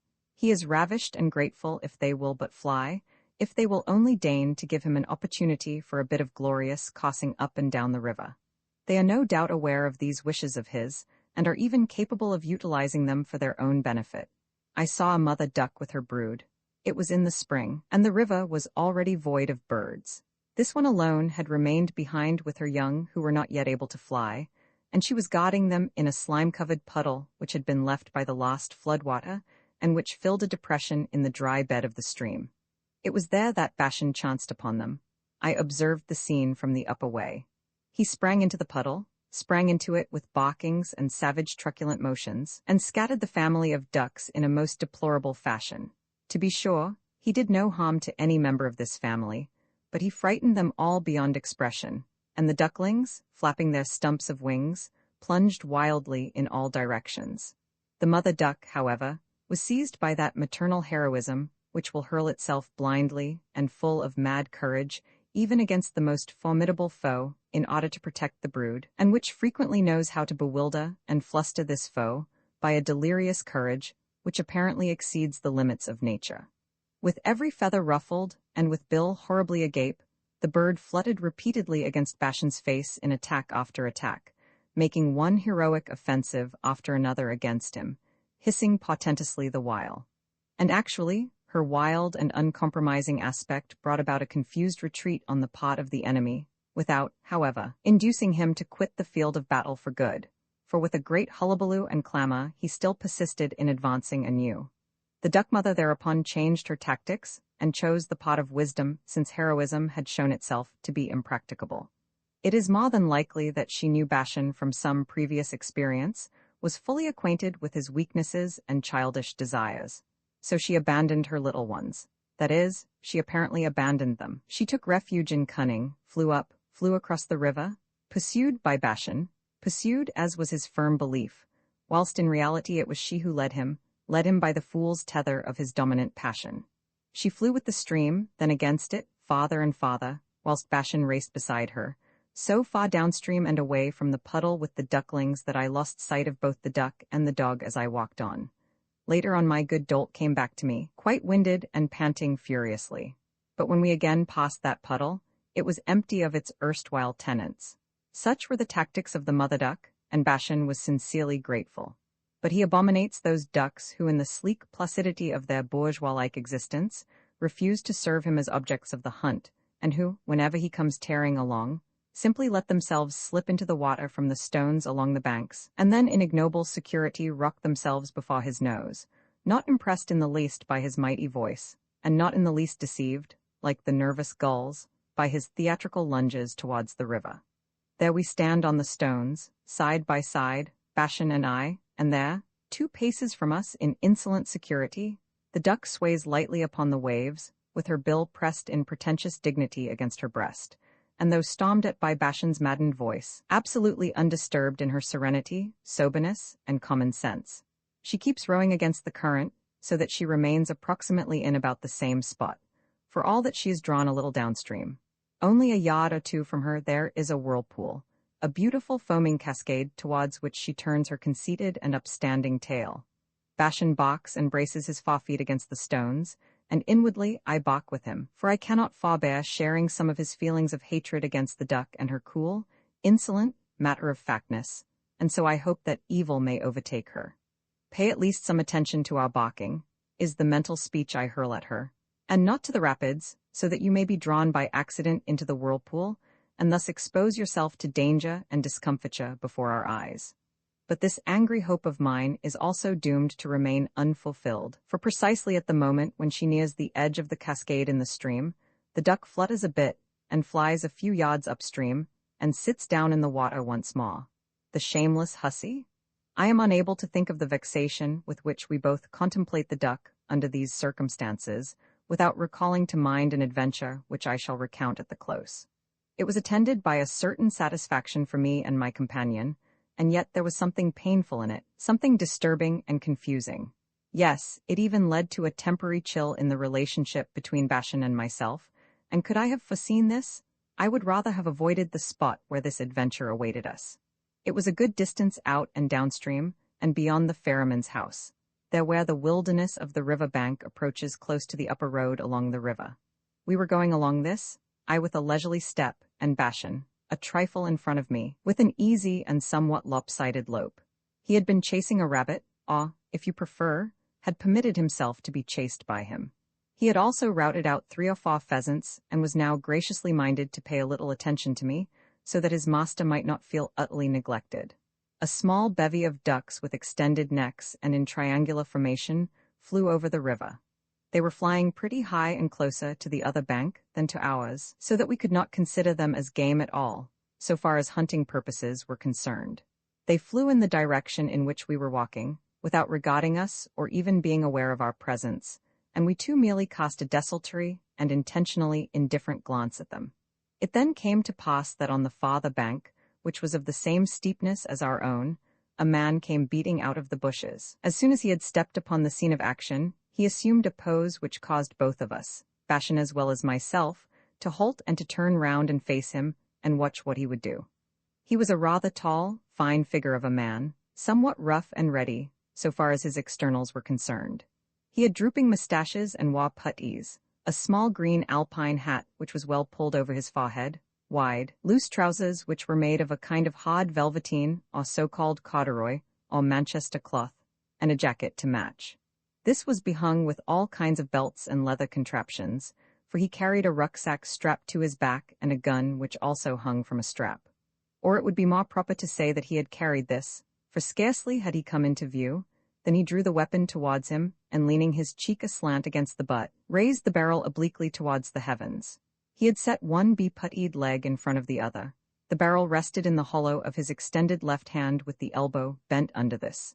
The other elbow, however, that of the right arm, the hand of which rested on the trigger, was extended very sharply towards the side.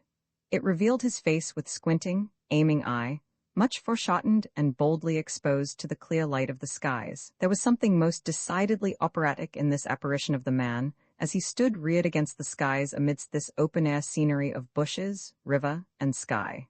Our intense and respectful regard, however, endured for only a moment. Then there came the dull, flat report from over yonder, something which I had attended with great inattention, and which therefore caused me to start. A tiny jet of light, pale in the broad of day, blazed forth at the same time, and was followed by a tiny cloudlet of smoke that puffed after it. The man then inclined himself forward, and once more his attitude and his action were reminiscent of the opera.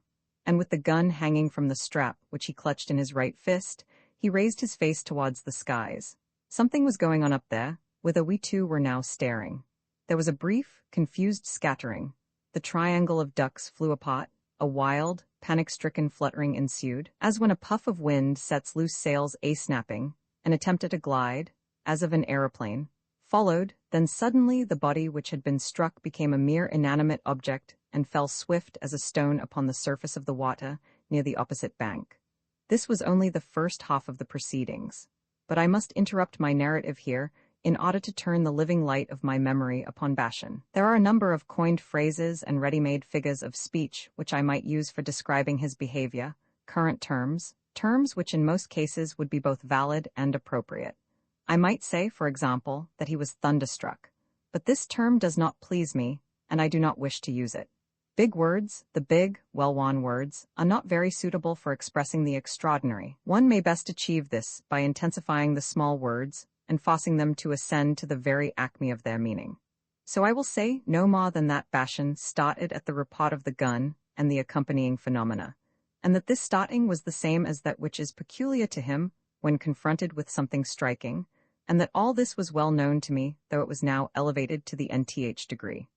It was a start which flung his whole body backward, wobbling to right and left, a start which jerked his head in rash recoil against his chest, and which, in recovering himself, almost tore his head from his shoulders, a start which seemed to cry from every fiber of his being. What was that? Hold, in the name of 100,000 devils, how was that? He listened to, he regarded everything with a kind of indignation such as extremes of surprise are apt to cause, drank everything in, as it were, and there in his heart of hearts these things were already existing, there, in some form or other they had always been, no matter what astounding novelties may have been sprung upon him here. Yes, whenever these things came upon him, causing him to leap to the right and the left and turn himself half around his own axis, it always seemed to me as though he were attempting to catch a glimpse of himself and inquiring, "What am I? Who am I? Am I really I?" At the very moment in which the copse of the duck fell upon the water, Bashan made a leap forward, towards the edge of the escarpment, as though he wished to go down into the riverbed and plunge himself into the water. But then he thought of the current, clamped the brakes upon this sudden impulse, grew ashamed, and once more confined his efforts to staring. I regarded him with anxiety.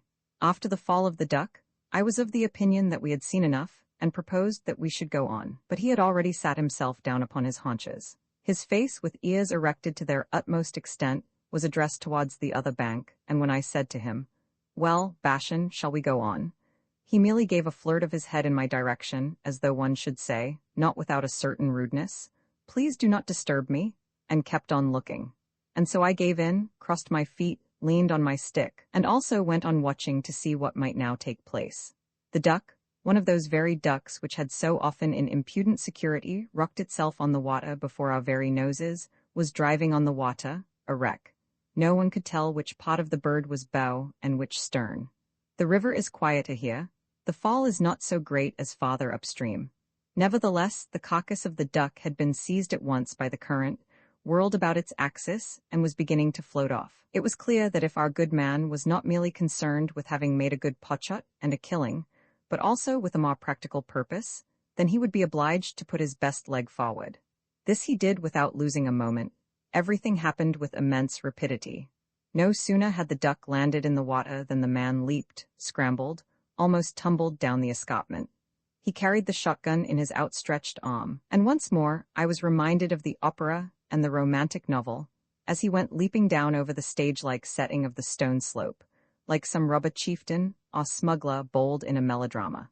With careful calculation, He kept a little to the right in an oblique direction, for the drifting duck was being carried away from him, and it was necessary to head it off. This he actually succeeded in doing with the butt of his double-barreled gun, extending this towards his kill with his body bent far forward and with his feet in the water.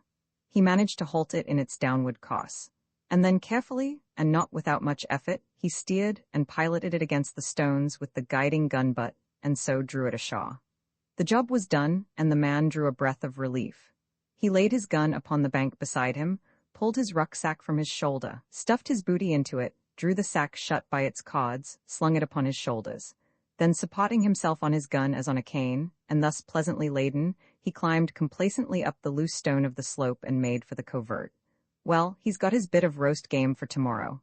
I thought approvingly, yet not without envy. Come, Bashan, let's go. There's really nothing more to see. But Bashan simply stood up and turned himself once around himself, then sat down and stared after the man, even after he had already left the scene of action and vanished among the bushes. I did not again ask him to come along. I refused to do this as a matter of principle. He knew where we were living, and if he thought it reasonable to sit here still longer and stare, after everything was over and there was absolutely nothing more to see, well, that was his own affair. It was a long way back, and I, for my part, was going to return. And then at last he gave ear and came. During this exceedingly painful journey homeward, Bashan refrained from all further inclination to indulge in the sport of the chase. He did not canter on ahead of me in a diagonal direction, as was his wont when he was not in the right mood for trailing and beating up the game. He walked a little behind me, keeping regular step, and drew down his mouth in a way which I would be bound to notice when I turned around to look at him. This might have been tolerated, and I was not going to let it ruffle or upset me. On the contrary, I was disposed to laugh and shrug my shoulders. But then every 30 or 50 steps he began to yawn, and it was this which embittered me. It was this shameless, wide-angle, rudely bawd yawning, accompanied by a little piping guttural sound which clearly said, "My God, talk about a master? Why, he isn't a master at all. He's simply rotten." This insulting sound nearly always disturbs me, but this time it was sufficient to shake our friendship to its very foundations. "Go," I said. "Go away, go to your master, the man with the thunder club, and join up with him. He does not appear to own a dog, and so he might give you a job. He may need you in that business of his. He is, of course, only a plain man in corduroys and no particular class, but in your eyes, no doubt, he is the finest gentleman in the world, a real master for you. And so I honestly advise you to go and make up to him, now that he has put a flea in your ear, to keep the others company." Yes, I went to such extremes as this. We need not inquire whether he has a hunting permit or not, and it's quite possible that you might get into difficulties when you happen to be caught some fine day whilst engaged in your shady work. But then that is your business, and the advice which I have given you is, as I have already remarked, most sincere. "The devil take your hunting," I went on. "Did you ever bring me a single rabbit for our table out of all those which I permitted you to chase? Is it my fault that you don't know how to do a quick turn and go pounding into the gravel with your nose like a fool at the very moment you should be showing your agility? Or have you ever brought me a pheasant, which would have been just as welcome in these lean times? And now you are yawning. Go to that fellow with the puttees, I say. You will soon see whether he is the sort of man who will scratch your throat and get you to laugh. I'd be surprised if he can laugh himself. At best, I am sure, his laugh must be a very coarse one. Perhaps you are under the impression that he would call in the aid of science and permit you to be observed in case you decide to have occult hemorrhages. Perhaps you are under the delusion that once you were his dog, you would also have a chance to be nervous and anemic. If so, you had better go to him. And yet, it is possible that you are making a great mistake with regard to the degree of respect which this kind of master would display towards you. There are, for example, certain fine points and differences for which such gun-bearing persons have a very sharp nose, natural merits or demerits, or, to make my allusions clearer, very awkward questions regarding pedigree and breed. If I must express myself with superlative clearness, then I must say that these are things which not everybody is disposed to ignore with that delicacy and humanity to which you have been accustomed. And should your husky master, upon your first difference of opinion with him, reproach you with that goatee of yours, and call you an unpleasant name, then think of me and of the words which I am now addressing to you. It was in such bitter irony that I spoke to Bashan as he slunk behind me on the way home, and even though I spoke inwardly and did not permit my words to be heard, so as not to appear eccentric, I am nevertheless convinced that he understood perfectly well what I meant, and that he was capable of following at least the main line of my argument. In short, the quarrel was serious, and having reached home, I purposely let the garden gate fall to close behind me, and he was forced to run and clamber over the fence. Without casting a single glance behind me, I went into the house, and heard him give a squeak, as a sign that he had prodded his belly on one of the pointed pickets, something which merely produced a mocking shrug of the shoulders on my part. But all this happened long ago, more than half a year ago, and the same thing occurred as in the matter of the clinical interim. Time and oblivion have buried it deep, and upon the floating surface of these, which constitute the base of all life, we continue to live on. Bashan, to be sure, appeared to be rather contemplative for a few days, but he has long ago recovered his full and undiminished joy in hunting mice, pheasants, rabbits, and waterfowl, and our return home means to him merely attendance upon the next going forth. Whenever I reach my front door, I turn round and face him once more, and that is the signal for him to come jumping up the steps in 2 great leaps, in order that he may raise himself on his hind legs and stem his forepaws against the front door, so that I can pat his shoulder and say goodbye. "Tomorrow, Bashan," I remark, "we'll go out again, in case I don't have to make a trip into the big outside world." And then I hurry into the house to rid myself of my hobnailed boots, for the soup has been served and stands smoking on the table.